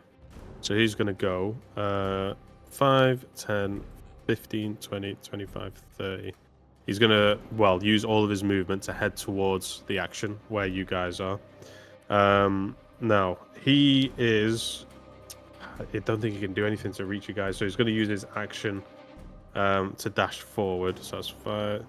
He's going to go here, and then he's going to end his turn. Next up is Mallory. So she's obviously seen you attack now. So she's going to go 5. How much movement did she get? 45. Okay, so I'm just going to go 5, 10, 15, 20, 25, 30, 35, 40. 45. Can you put your model down, please? Why are you just spinning? Okay. So you How do you spin it? Q. Okay, so Mallory is a bit of a powerhouse here. She's going to use her action, first of all, to do a... She is going to use her oppressive sacrament. She doesn't want anyone getting into this area. So she is going to go ahead and she's going to unleash a searing pulse in a 20-foot radius around herself. Each creature in the area must make a DC 18 Constitution saving throw. So let me just first of all illustrate this. Yeah, so anyone within this area is going to have to make a Constitution saving throw. So that includes you, Xeraan. Okay. It's an 11. An 11. So that fails. You are about to take some damage. So let's go ahead. 1, 2, 3, 4, 5. Okay, you are going to take 15 points of radiant damage. Yeah, Mallory's not played around. She's sort of brandishing her spear along with her holy symbol. As she says, "Bright Lord, witness the strength of your creation," and then unleashes this aura around her. It looks like tendrils sort of coming off her in light wisps of light that seem to swirl in an area. And as you're stood in it, it's sort of dragging. Almost feels like it's draining your actual life force from you. But that is the end of her turn. Next up, we've got Chonk. Well, the person right near Xeraan, what's the weapon they're holding made out of? They are holding it's like a steel spear. Okay, I'll use heat metal on their spear then. Heat metal. Yeah. Okay, that sounds a bit crazy actually. What do I need to do for that? So, you cause any object to glow red. Any creature in physical contact with the object takes 2d8 fire damage when you cast a spell until the spell ends. You can use a bonus action on each of your subsequent turns to cause this damage again. If the creature is holding or wearing the object and takes damage from it, the creature must succeed on a Constitution saving throw or drop the object if it can. Okay, so I need to do a Constitution saving throw and take 2d8 damage, yeah? Yes. Okay. If you don't succeed on the Constitution saving throw, it seems like you just drop it. Okay, I think what's the DC on it? I assume 13 because that's what everything else is. Okay, it doesn't make it then, so that's going to be a 9 on there. So they drop their weapon. Okay. And take 13 points of damage. 13 points of burning damage. Yeah. Okay, they're not immune to that. Okay, cool. All right, cool. Yeah, fuck me. Oh wait, what level was that spell? Second level. Incorrecting. That's fine. That works. I will say, as a free bit of advice, you've cast that spell at second level. You feel like your magical sort of influence was enough to be able to pierce through their sort of defenses. You have a feeling that were that to be cast, in a slightly weaker sense, it might not have had any effect. Okay. Does that end your turn, or are you doing anything else? I'll move a little bit closer. Okay. Right. In that case, then, we go to Veladrin number 2, which is this chappy here. He's going to use his movement to go 5, 10, 15, 20. I'm assuming you're meant to be here. Yeah. 20, 25. Cool. Okay. Now, these Veladrin, interestingly enough, would have been able, if you guys had cast a magic spell while you were sort of closer to them, they would have known exactly where you were. They've got a magic sense. So within a certain range, they'll know exactly where each spell is being cast from. How close is too close? Like where I am now? Is that too close? Where you guys started here, and where they were over here, they couldn't sense it. What about now? Me being here? Well, with this proximity of this guy, shit.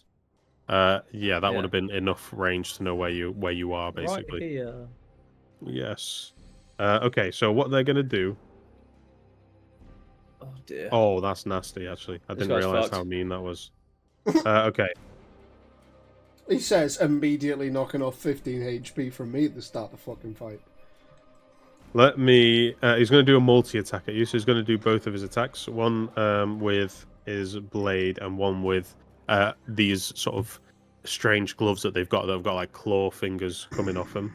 So he's going to do 2 attacks against you. First one is a 17 to hit. Yep. Okay, and then the second one is a... Wow, that's an 18. That's crazy. Weirdly enough... Does a 24 hit? For a total of... okay, so that's going to be... What's that? Oh, these aren't too bad actually. The claws are pretty dangerous though.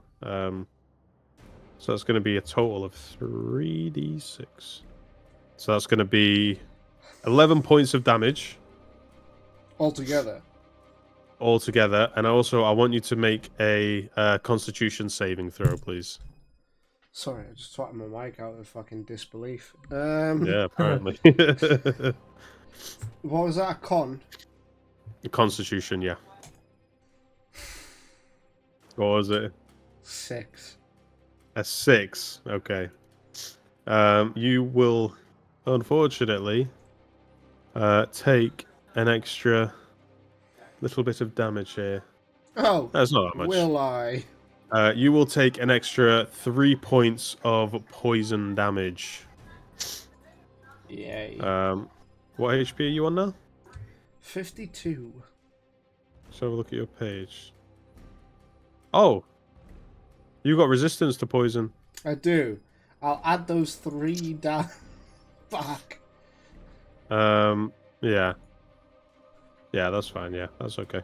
Okay, that completes Veladrin 2's turn. Next up is Veladrin 3, which is going to be this guy. He's going to be like, what is going on? So it's 5, 10, 15, 20, 25, 30.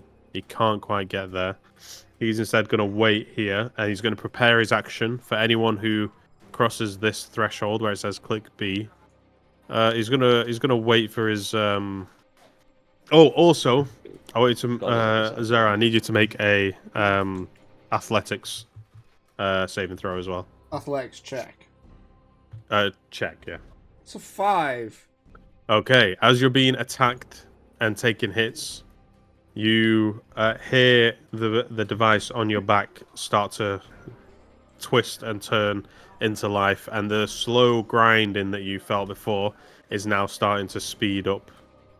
And you feel like I said, the grinding or the vibrating sensation speed up a bit quicker, and you can hear a ticking sound. Yeah, it feels like it's gaining energy, whatever's happening currently.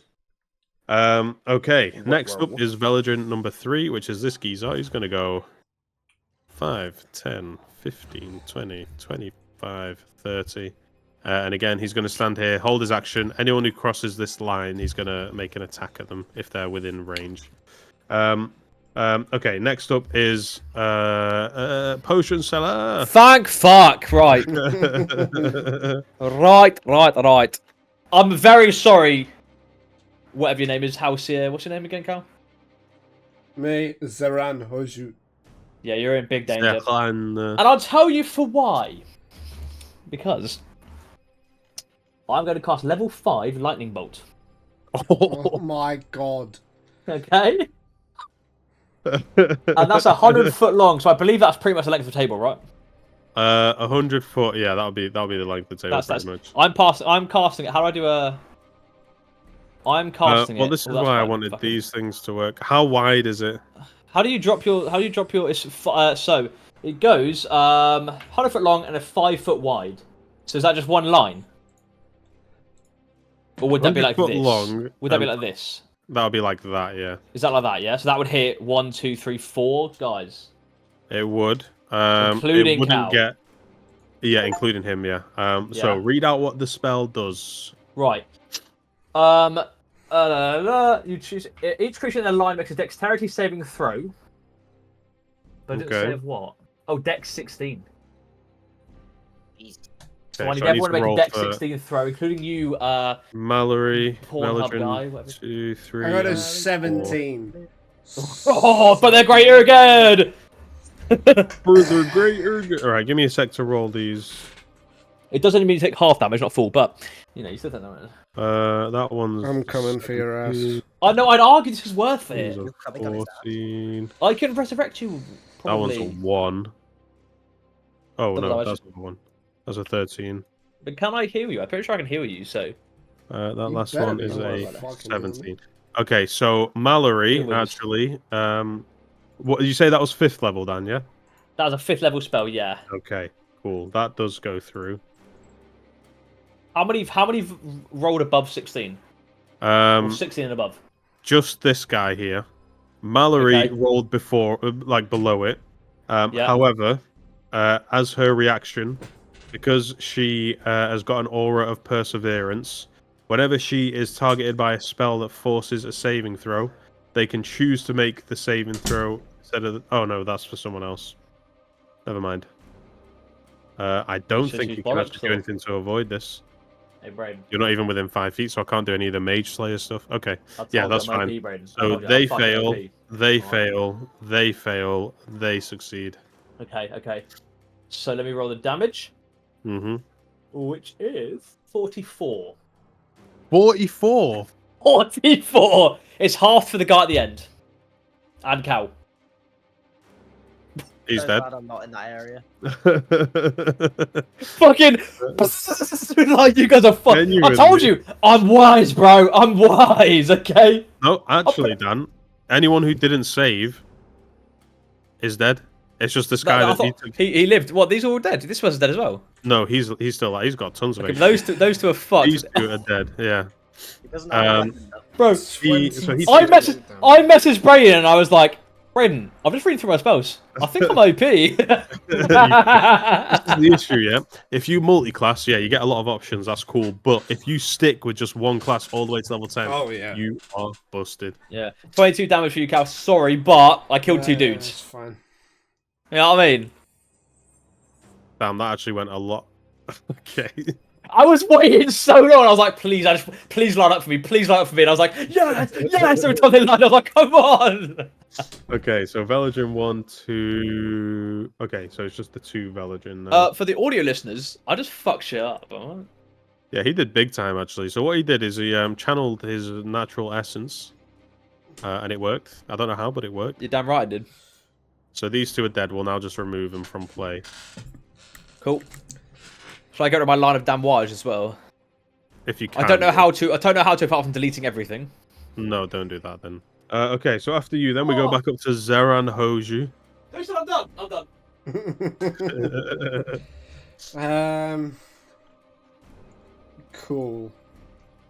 His thingy isn't active anymore. I am going to move 5 feet, so I am directly in front of this bastard. Mm-hmm. We'll use one of my attacks to cause thick black poison to coat the blade, Okay. and then I will go for my attack with my dagger of venom. Right. So what do I need to do? Or what does Mallory need to do? You at this don't have to point? do anything because that's a DC 14. DC 14? Mm-hmm. What, a saving throw? No, I rolled 14 to hit. Oh, okay. Yeah, that doesn't go through. No, I'm aware it doesn't. No. The fuck? You would have to roll a lot higher than that to get through. Like a lot higher. Yeah. Okay. Yeah. The fuck? You're like here. You should have rolled like up here. Oh, really? Fuck you. Yeah, just so you know. Oh, interesting. I will do that. No, you won't. As my bonus action, Yes. I will use Rabbit Hop. As a bonus action, you can jump 20 feet without provoking opportunity attacks. You can only use this trait if your speed is greater than 0. You can use it Which 4 it is. times and regain all expended uses when you finish a long rest. Okay. Boink. Which way are you jumping then? I shall jump away from the group. So 5, 10, 15. Fucking come on, 20. 20. Okay. So you're now in line with this geezer. Okay. Does that I 15. 15? Okay. Does that end your turn? Yes. Okay. Having seen you My turn! just leave basically, and having taken a massive load of damage from Potion Seller, she's going to use her movements. Go 5, 10. Yeah. So Mallory, sensing that they just took a load of damage, basically like a Kamehameha straight across the middle of the field, is going to turn to the one that did the damage and charge towards him. However, don't quite have enough speed to reach them within 5 feet anyway. But conveniently is in line with little auto bomb repair, auto bomb explode.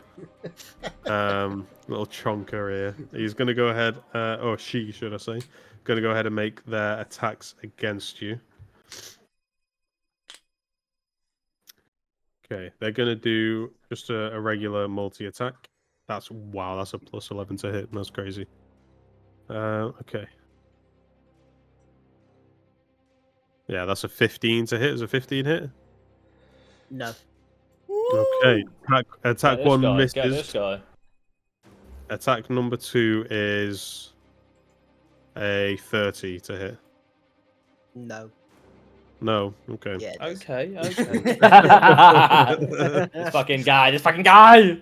Okay, so that's so 13 30, sorry, 30 does hit. So they swing with their maul in one their spear in one hand, and then it misses, and then they flip it onto the other side, which has got like a hammer end to it, and they go ahead and bring down the hammer on that end. Wow, that's going to do a lot to you. 27 points of damage. 27. So the blade just narrowly misses you. You obviously got a small frame. So they bring it that the blade misses, and then they sort of spin it around in their hand, and they bring down the hammer side. And then the hammer, as it swings down, almost like it's picking up momentum from like the surrounding area, just starts to wrap up in radiant energy. And then as it impacts you, it leaves like a little square dent on the side of your metal frame as it does that damage.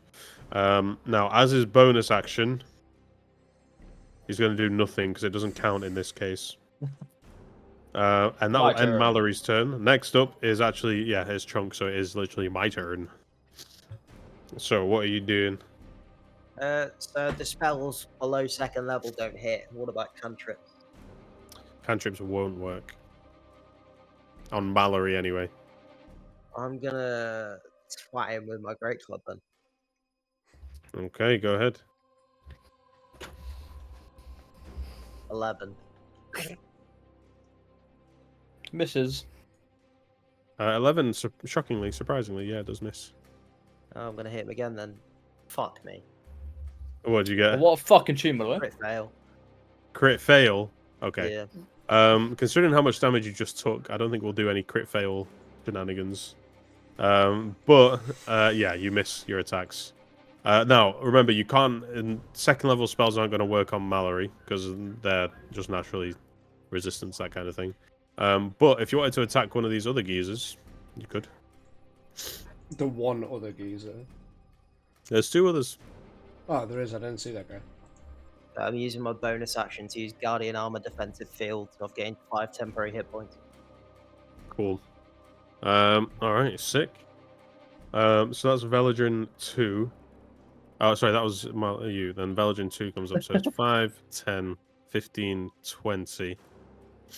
And they're going to go ahead and just make an attack against you. So it's the 2 attacks. So attack number 1, that's a nat 20. Attack number 2 is a what's that? Plus that'll be an 11. 11 misses, then I'm guessing. Yes, an 11 misses. Okay, so that's going to be 40. Oh. That's 10 points of damage. 10 points. Oh. 10 points. I have a 6 centimeter. That was Venedrin. So now it's Venedrin 4, who has not had any action thus far. So that's 5, 10, 15, 20, 25, 30. That's why I wear it down now this time. You know what? They're going to hold their action just in case anyone enters their range, their melee range. They're going to make an attack. That brings us up to Potion Seller. 50 squares. So I'm going to conjure an elemental. I've got something for this. Okay, so I'm not going to do that. Okay. I'm going to conjure elemental, and I'd like to conjure a fire, because fire is sort of my thing. Okay. So bang, cast that. plane that appears in an unoccupied space within range. Choose a spirit's elemental, blah, blah, blah. Whenever a creature you can see enters the spirit space or starts its turn within 5 foot of the spirit, you can force that creature to make a dexterity saving throw. If the spirit has no creature restrained or fails save. Fuck it. Okay, so I've got the elemental, who was not in that space, actually. He was, actually... No. He was here, I believe. Yep. Okay. That's as max as it can go. Yep, that's max. Yep. And I believe if I conjure him, I can then use him to attack straight away, right? I would put him in initiative after you, so when it's your turn, basically, you would control him, yeah. Right, okay. Okay. Because it's just easier to do it that way. Yeah. Okay, he's conjured, then he's there. He's chilling. Okay, so what I'm going to do is I'm going to go back here. Okay. And then I'm going to produce flame. So you've got a flame in your hand currently, I now have a flame in my hand, yes. Okay. And so does that end your turn then? That ends my turn, yeah. And then what are you doing with Elementi? So Elementi is now his go, yeah? Yeah, it's him now. Oh, fuck me, move, bastard. How the fuck did you move this camera? I can't remember. Quick. Minimouse here. Elementi's going to attack the boy next to him. I don't know how to even, select him. This guy. Yeah. Yeah. Okay. Elementi's going to smack him, and I believe I hit fucking hard. Well, this guy's pretty low, to be honest with you, so it doesn't matter. As long as you can I hit... believe it's 8d8. You believe it's 88? Well, I send you this as a... Well, you summoned it within his space, and so that means yeah. that he has to do that dexterity saving throw. So I'll do that now. Okay. What's the save? What's the fail? So I got a 7 on that. So I think that'll probably fail because I don't think it was going to be anything. Whenever a creature you can see enters the spirit space or starts its turn within 5 feet of the spirit, you can force that creature to make a dexterity saving throw. But it doesn't say of what. I guess it would go off their DC. So you conjured what? Is it a fire element? Yeah, fire, yeah. Okay. Fire elemental 5e. Can we just say 12? Like for is that fair? I'd say that's fair. Yeah, I can't find anything right now. Let's Just do like a call 12, it yeah? 12, yeah. Okay, and what do you roll? I rolled a 7, so it fails anyway. So that's 8d8 damage. So go ahead, roll your 8d8. Okay. Oh, I rolled frost, but I guess it's still the same thing, so... 33. 33 damage. 33. He's dead. Is that Bombocletus? He got bumblecleated, bro. Yeah, lay bitch. He's head rotted. Can I then move my Bumba Conjure clatted. Boy as well? I think because you've summoned him in this turn and he's used his action there. I'll say... Yeah, I mean, you can move him. I don't think he's got much movement, though. Let me just check. Oh, no, he's got 50 feet of movement, the fire elemental. I want him to go here. Okay, fair enough. Okay. Okay. I'm back there, I'm chilling. Yeah, okay. Yeah, I'm happy with that. So once this guy starts his next turn... He's got a roll dexterity. Well, you can force him to. You don't have to, but there's no reason not to, so you might as well. Yeah. Okay, cool. Does that end your thingy's turn then, yeah? It does indeed, yeah. Alright, next up we've got Xeraan. Who am I? So I'm next to this bloke here. My dagger, or previously being coated, I shall go ahead and make an attack roll. Yeah. That's a crit fail. Oh. Are you playing Fiscal or what was going on here? He's bold! Bold. Okay, I'll make another attempt with said dagger. Cool, that's a 21 to hit. 21 will hit. Yep. What? I never knew that. Cool. So I'll make the damage, and you also need to. So it's 9 damage. Mm-hmm. Do a con saving throw, please. Con saving throw is going to be... Wow, that's a minus on this guy. Okay. That's going to be an 8. So that fails. So you also take 13 damage on top of that. So how much is that altogether, sorry? From the dagger, it's what? So it's 9...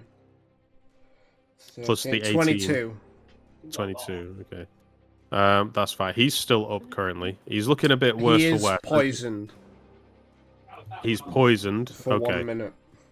That's fine. It's not going to be his turn for a while, so that's okay.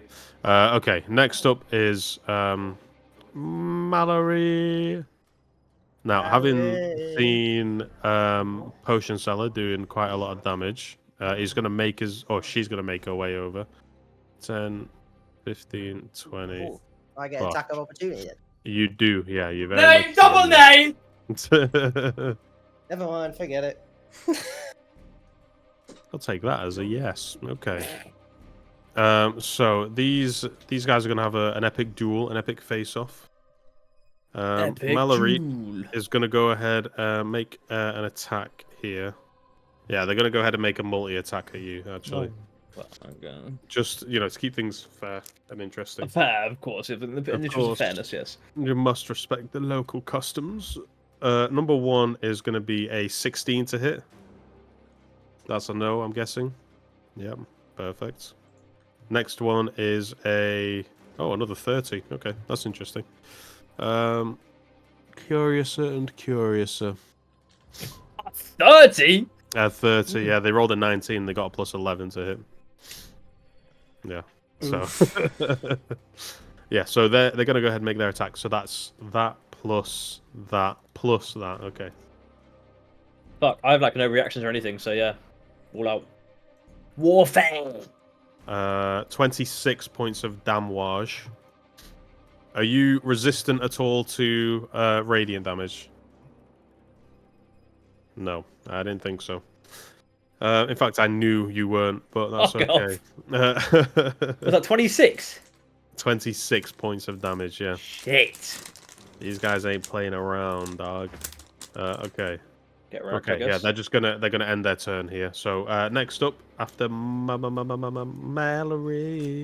is Chonk. I'm gonna shoot him. Okay. Line it up. Take the shot, you wicked skeng man. Me. 13. 13. Don't do it, man. I shoot Clayton him. is you can do it again, okay. Fucking hell! 15. Doesn't hit. Jesus fucking Christ. You're I have you're a like third attack to point the pistol back at my own head and just... you can do that as a free action, yeah. Go ahead. Bang! Bush. Miss. Okay. Alright. Are you doing anything else? No. Movement or No. anything? No? Okay, okay. Okay, so next up... Oh, Veladrin number 4 got moxed about. Alright, next up is Veladrin number 2, who starts his turn in the thingy. So, Dan, I'm assuming you're going to force him to make a save, yeah? Absolutely. Okay. Of right. 12, we're saying, aren't we? Yeah. DC's 12, yeah. That was... Okay, I'm not even going to bother adding the pluses. That was a nat 20 on the saving throw. Misses! Misses, so they take half as much on that. So roll your 8d8 and then just half whatever it is. Wow, one dice just spanned for so long. That was weird. So 34, so let's say 16? Bosh. He's out of here, bro. These boys. These Inquisitors, they're strong when they're grouped up, but when you get picked off like that, it's not happening. Okay. Next up is you, Potion Seller.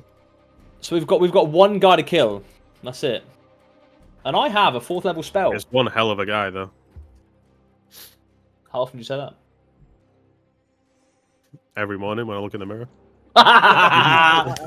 Okay, this guy. This guy does his affirmations. A creature you touch regains a number of hit points equal to D. Blah, blah, blah. Can I touch myself? Do I want to touch myself though? Do I want to go crazy sicko mode in this guy? Sicko mode. Do what you feel is necessary. Second phase is going to be a bitch, though. Fuck Huh? off. Oh, the bundles are gone. Okay. Bundinis. Get him out, lad. I would like to polymorph him. You got to polymorph him. Is that cool? Is that fine? Is that cool? Interesting. You can do that. What do I have to do on that? A wisdom saving throw, but I won't tell you what to be roll it. Let's go to a 10.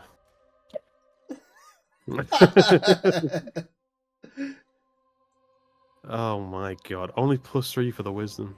Yeah. Fail. A what? Fail. That's a big fat. Okay. So, within range of a beast, the target must have seen the wisdom save throw. Well, you didn't. or shapeshift into a beast form for the duration. So until I recast it, or until you die, or until I no. So cancel if you it, or... go, ooh, I didn't mean to throw that. Ignore that. So if you look at it, it says duration, concentration up to 1 hour. Okay. Yes, it does that. Yes. Okay. But you can transfer. You can shapeshift to any beast form. That can be any beast you choose that has a challenge rating equal to or less than the target's. Okay. I don't know what those are. So the target's challenge rating is 14. Turn him into a Tarask. No. I am going to polymorph him into. Tarask. Okay, you're a frog. You're gonna be a frog. Sorry. A frog? A frog. Okay. Potion speller has spoken. Nobody attack the frog. So What Mallory if I kiss it? Arcanthus is now a frog. Can I kiss it? If you want to. Okay, so how the fuck to approach this now? Because I didn't expect polymorph. I'm a druid, and all I can say is I've got potions and I've got spells. Okay, you actually Lightning turned out bolt. to be very, very formidable this combat. I It's like 3 literally spells. messaged Brayden before this fight. Was like, Brayden, I've just read through my spells. I think I might be. You actually are as well. That's what's funny. That's what's so funny to me. Okay. Okay. So what happens is, as your magic sort of takes effect, and you watch as Mallory, for the foreseeable future, turns into a sprouting little frog. The second that her form is compressed down into such a small being, basically, magic kind of erupts off her, and you watch as waves of sort of magical energy, the armor that she was wearing, the sort of relevant sort of enchantments that are on there, the diamonds on there start cracking, and as her form changes into the frog, a huge pulse of arcane energy sort of spreads out in a large wave. Everyone in this area make a dexterity saving throw. What area? What? In this whole arena. 26. Okay. Dexterity saving. Yes. Is that a fail then, Braden? That's a crit. Fucking pass. Okay. 7 for me. 7 for me. 7 for you. Okay. Now just remind me, is polymorph a concentration spell? Yeah. Okay. So you get, because you failed the dex save, you get shunted back 5. Well, you would go the whole amount, but you can't go any further than that. So you get shunted back, and then you would also take 2d8 of damage. The energy that sort of flows off of her is the same energy that you felt within the fissures underground. So everyone else will take half that. Everyone else will take half it. So let me just roll the damage now. So it's 12 damage on full amount. So Dan, you take 12 damage. Everyone else takes 6 points of damage. Now I want you to go ahead and do a Constitution saving throw to see if you can maintain concentration on polymorph. Oh, this is a chunky fucking rip. Nat 20. Nat 20. No yeah. shot. She's still a frog That's then. crazy. So with the release of the energy, the cavern starts to sort of shake a little bit. And you guys notice that the way that you had come from starts to crack and break down. So slowly the tunnel that you've come from is now, well, is breaking down. The roof of the ceiling and the sides of the pillars start crumbling. Go ahead. I'll say you got a bit of time to plant the bomb and get out of here. Cool. So the bomb wants to be planted in the center, yeah? Yes, yeah. It's Alright. going to release a huge shockwave, basically going up and out. Alright, cool. So I'll plant the bomb in the center, and I will turn around to Fuck! Chonk, Can my elemental not move? Oh, no one's. Chonk You can, and yeah. Pot, and I will go. The job is done. Let's go. Yes. Hang on. Before we get there, you need to do an Arcana check to see if you can prime the device. Because remember, it's taken some damage here, 10. and it's a little bit unstable. Okay. A 10, you said. Okay. Mhm. So, you watch as you place the item down, and you prime it by obviously you unfold it the way that El just showed you on the table, and then you watch the dial sort of raise up, but it's spinning much faster than it was on the table. And then as you press it down, the spin puts it down at an awkward angle. Instead of going flush down, it goes sort of sideways down, and then you immediately hear the ticking increase at a rapid pace. We're going to go back into initiative order. Oh, God. You guys have got 2 turns to get out of here before the place blows. Well, Now the lucky blast fucking zone. turtle. The blast zone, basically, there's going to be an area where if you're stuck inside it, you will just get immediately vaporized. So the bomb is going to be top of the initiative order. If you guys end up within this zone here, you will immediately just be vaporized if you end your turn there and the bomb goes off. Now, can I copy this or no? Control C, Control V. Okay. Oh, it's selected both of them. Don't you love to see it? Fucking beauty.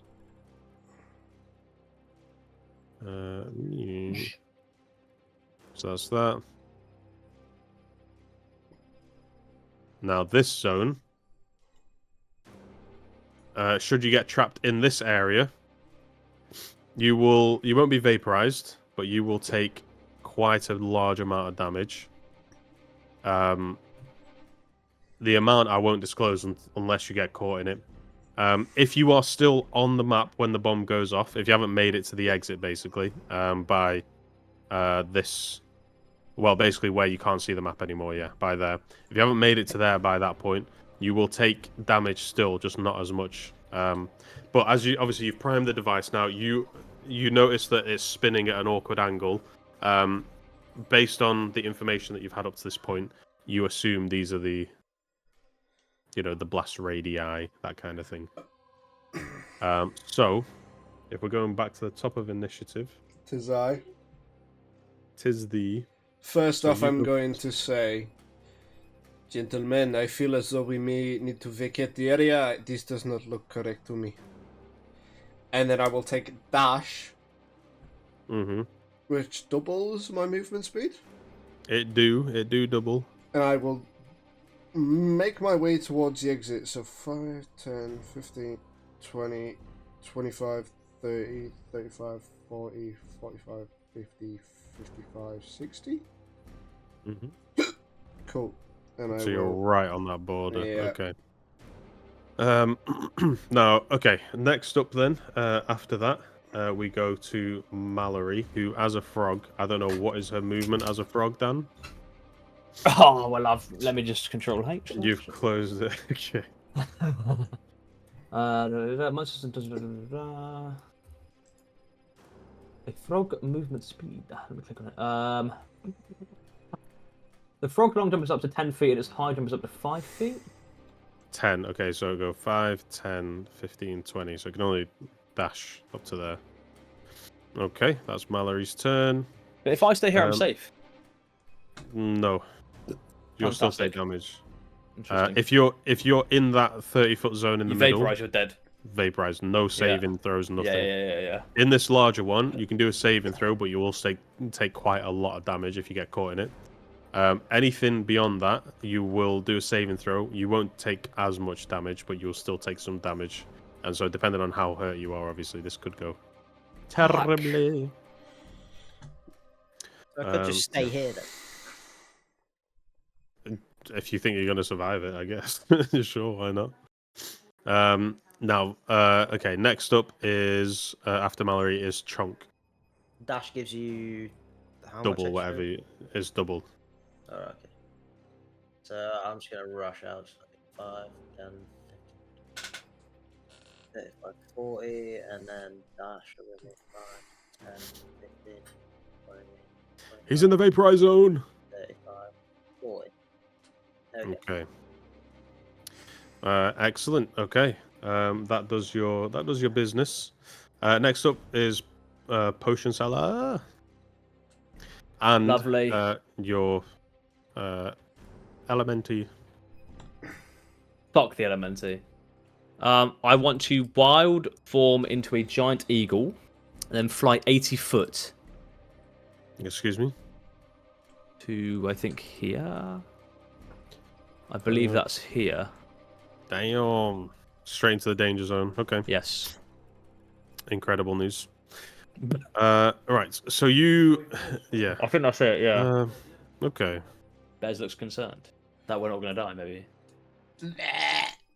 Although, to be fair, we were previously told that it would be a suicide mission.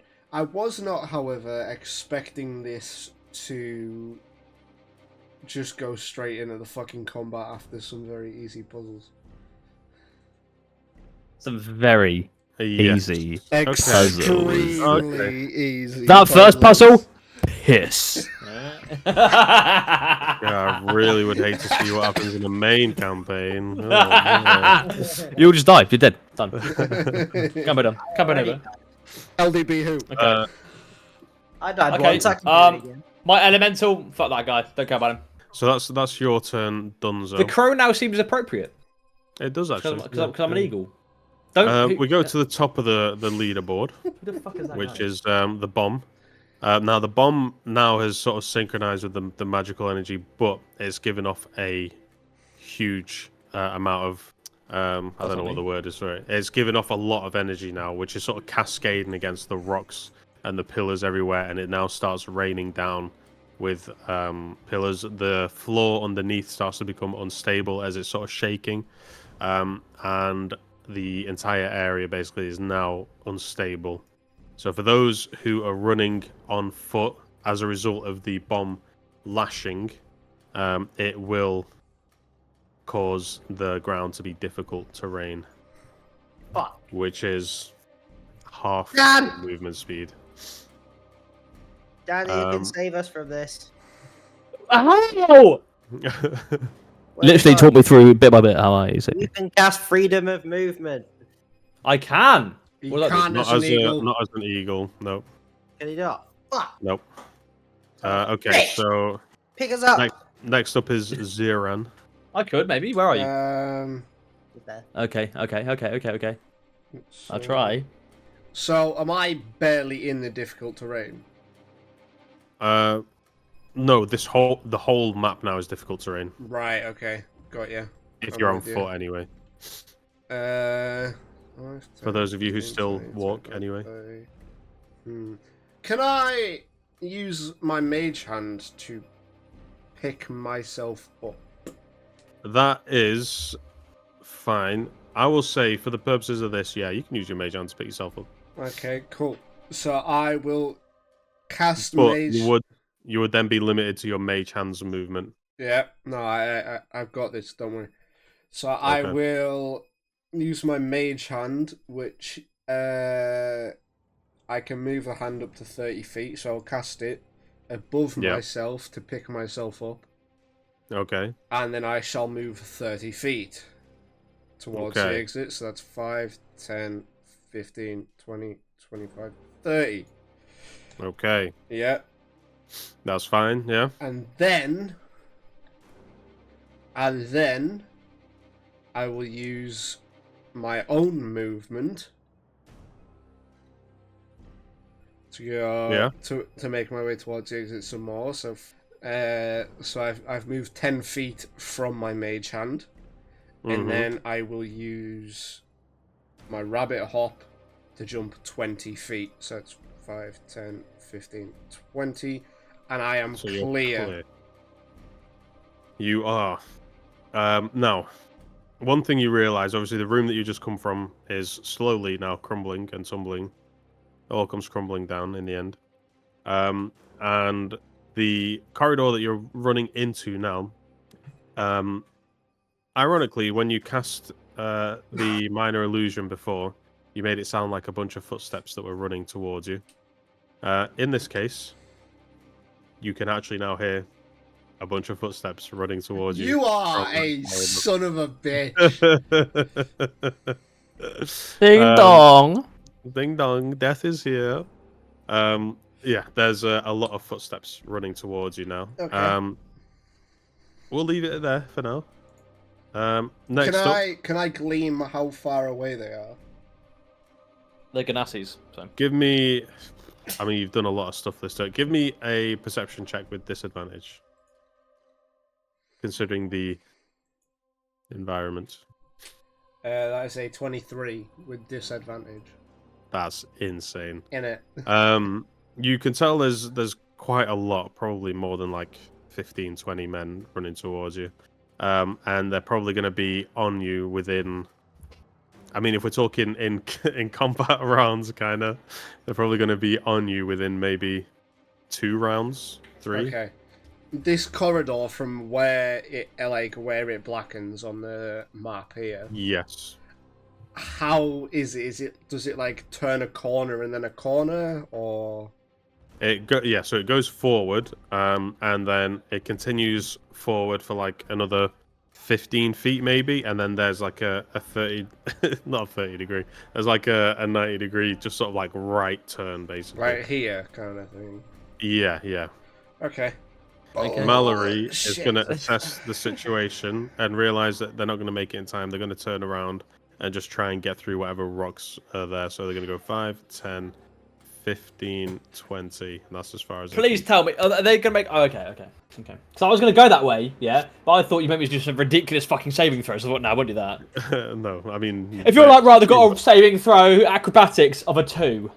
Like, fuck off. It's actually a 3. Next up is Chonk.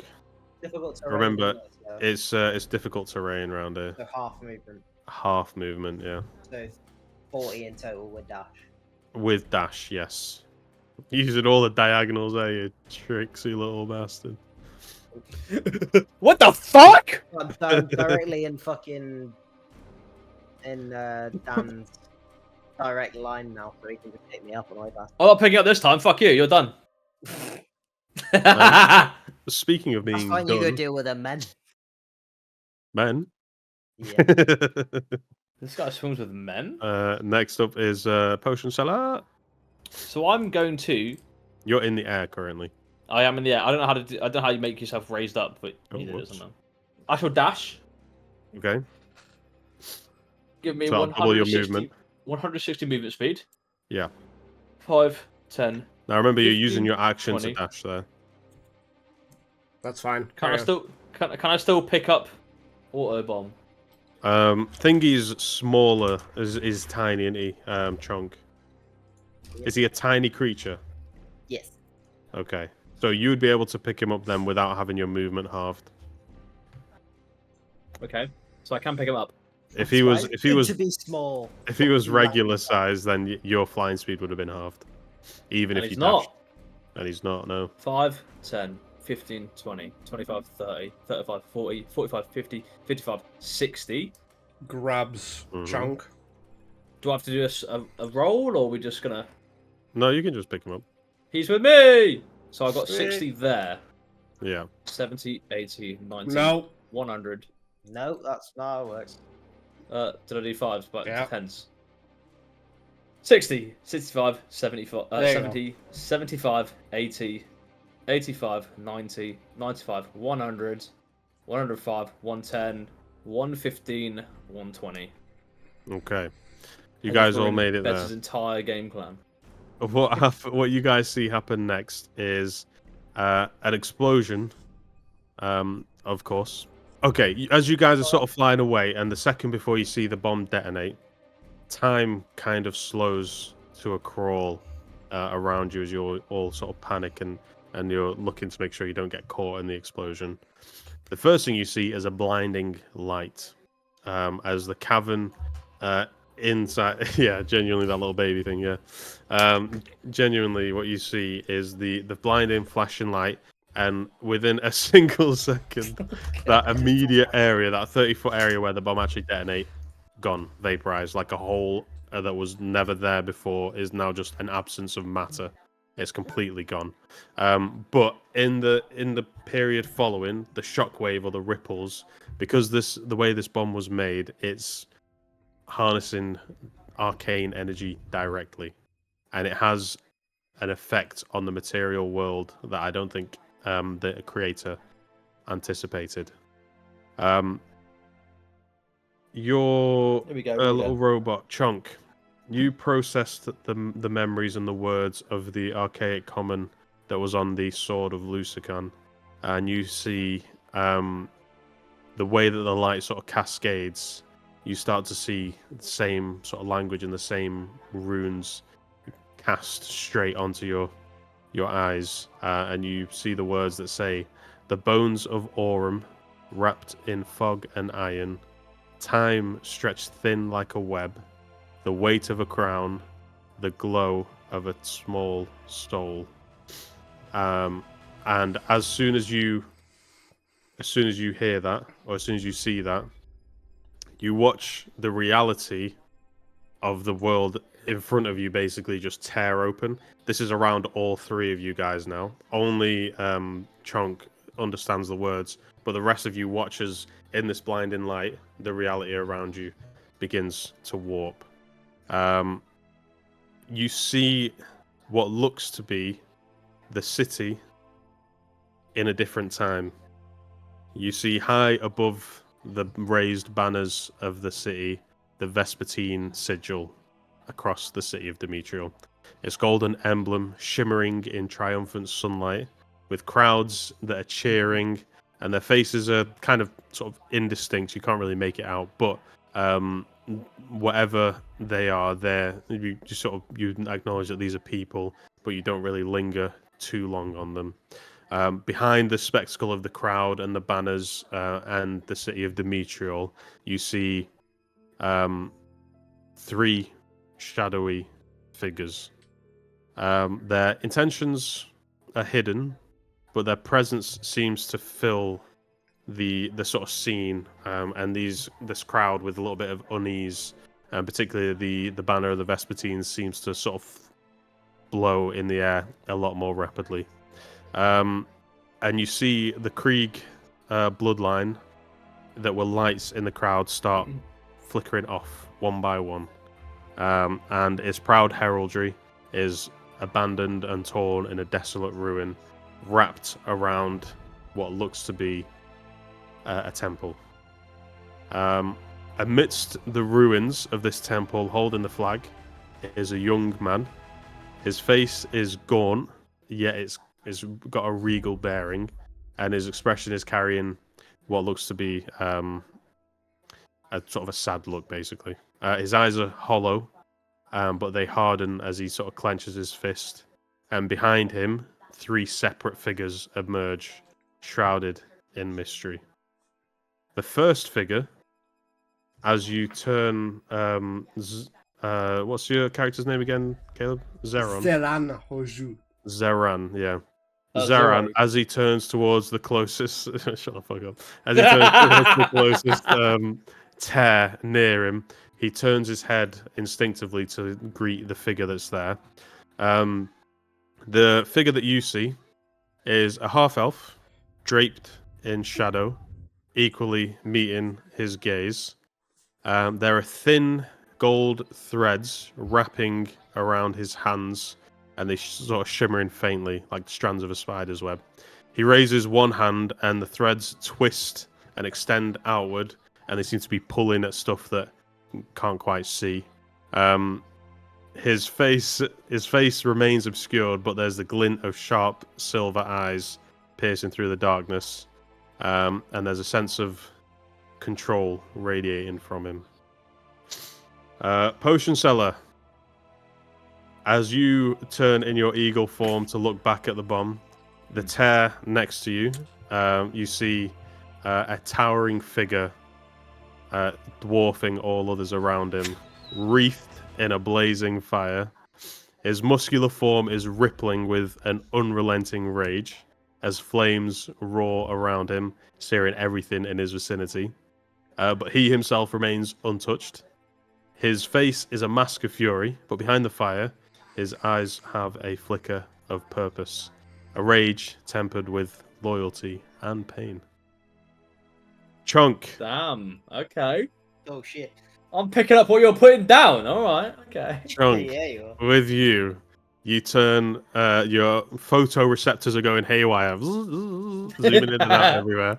But you land on the tear closest to you, and as you turn into it, you see a pale man with long, unkempt hair that's dark as he steps forward. His eyes glowing green, casting an eerie light as skeletal hands start to claw and crawl over his body from the ground up, digging into his flesh, but there's no blood that's spilling.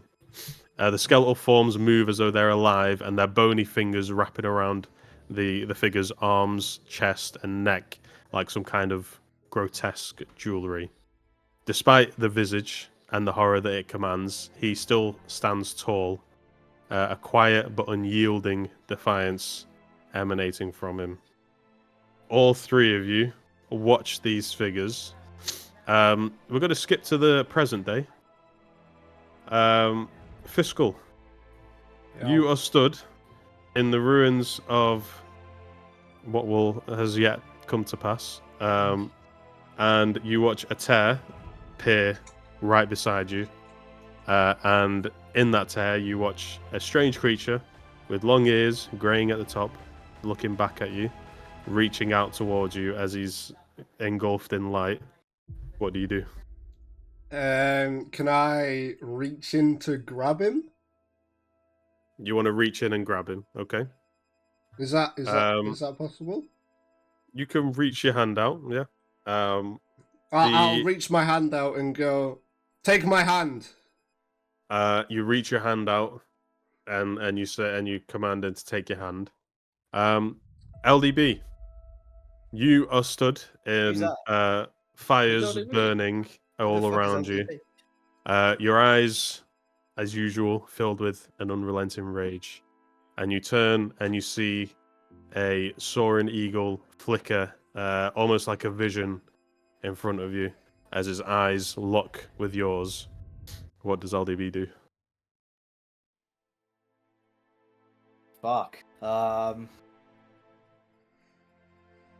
He just stares, and he's like, "What the fuck is going on?" Ooh, pretty bird. Hang on. What action is People. that? He just stares in amazement. His eyes are like blink, gleaming. He's like, "Whoa, what the fuck? This is crazy." Piggly, you are stood in the bone-filled floor. Basically, there's charred bones of all sorts around you. There's wisps of energy reaching up as these bones, these hands are sort of crawling towards you, and you see a shock of blue as the reality in front of you just tears open. And in front of you, you see the longing eyes, the longing eyes of a confused and desperate, what looks to be a gnome. In your past, you may have encountered something similar, but again, his eyes are looking and grasping, and is reaching out towards you. What does Piggly do? So the gnome is looks like a little ball, doesn't it? I mean, yeah, I think that's how you described him. So yeah. I boot it. What? That's like Baldur's Gate Kit Squirrel. Bash! Later, motherfucker! I volley that cunt. I boot it. Full foot traction cannon smash. Okay. Okay. Each of you, though you don't yet know where you all sort of are in the present day, take these actions regardless. LDB watches as the eagle soars in and out of reality. Fiscal lends a hand out to save this creature that's in front of him. Bigly, Say it. yeah, tries to do in this little ball and boot it off. But with that period of these two timelines closing in on each other. At a certain point, we're going to end the one shot there. That's okay. All right. I see you. That was mad. That was mad, to be fair. That was crazy, bro. So what you're saying That is was the cataclysmic event that started our campaign. not so much for Braden, but for me and Dan, there is a potential. I boot it. There is a potential for me and Dan to be having to voice two characters in one session. Well, there's a potential. Now, I said it was in the present day. I didn't say at what time in the present day. No, I know what you said.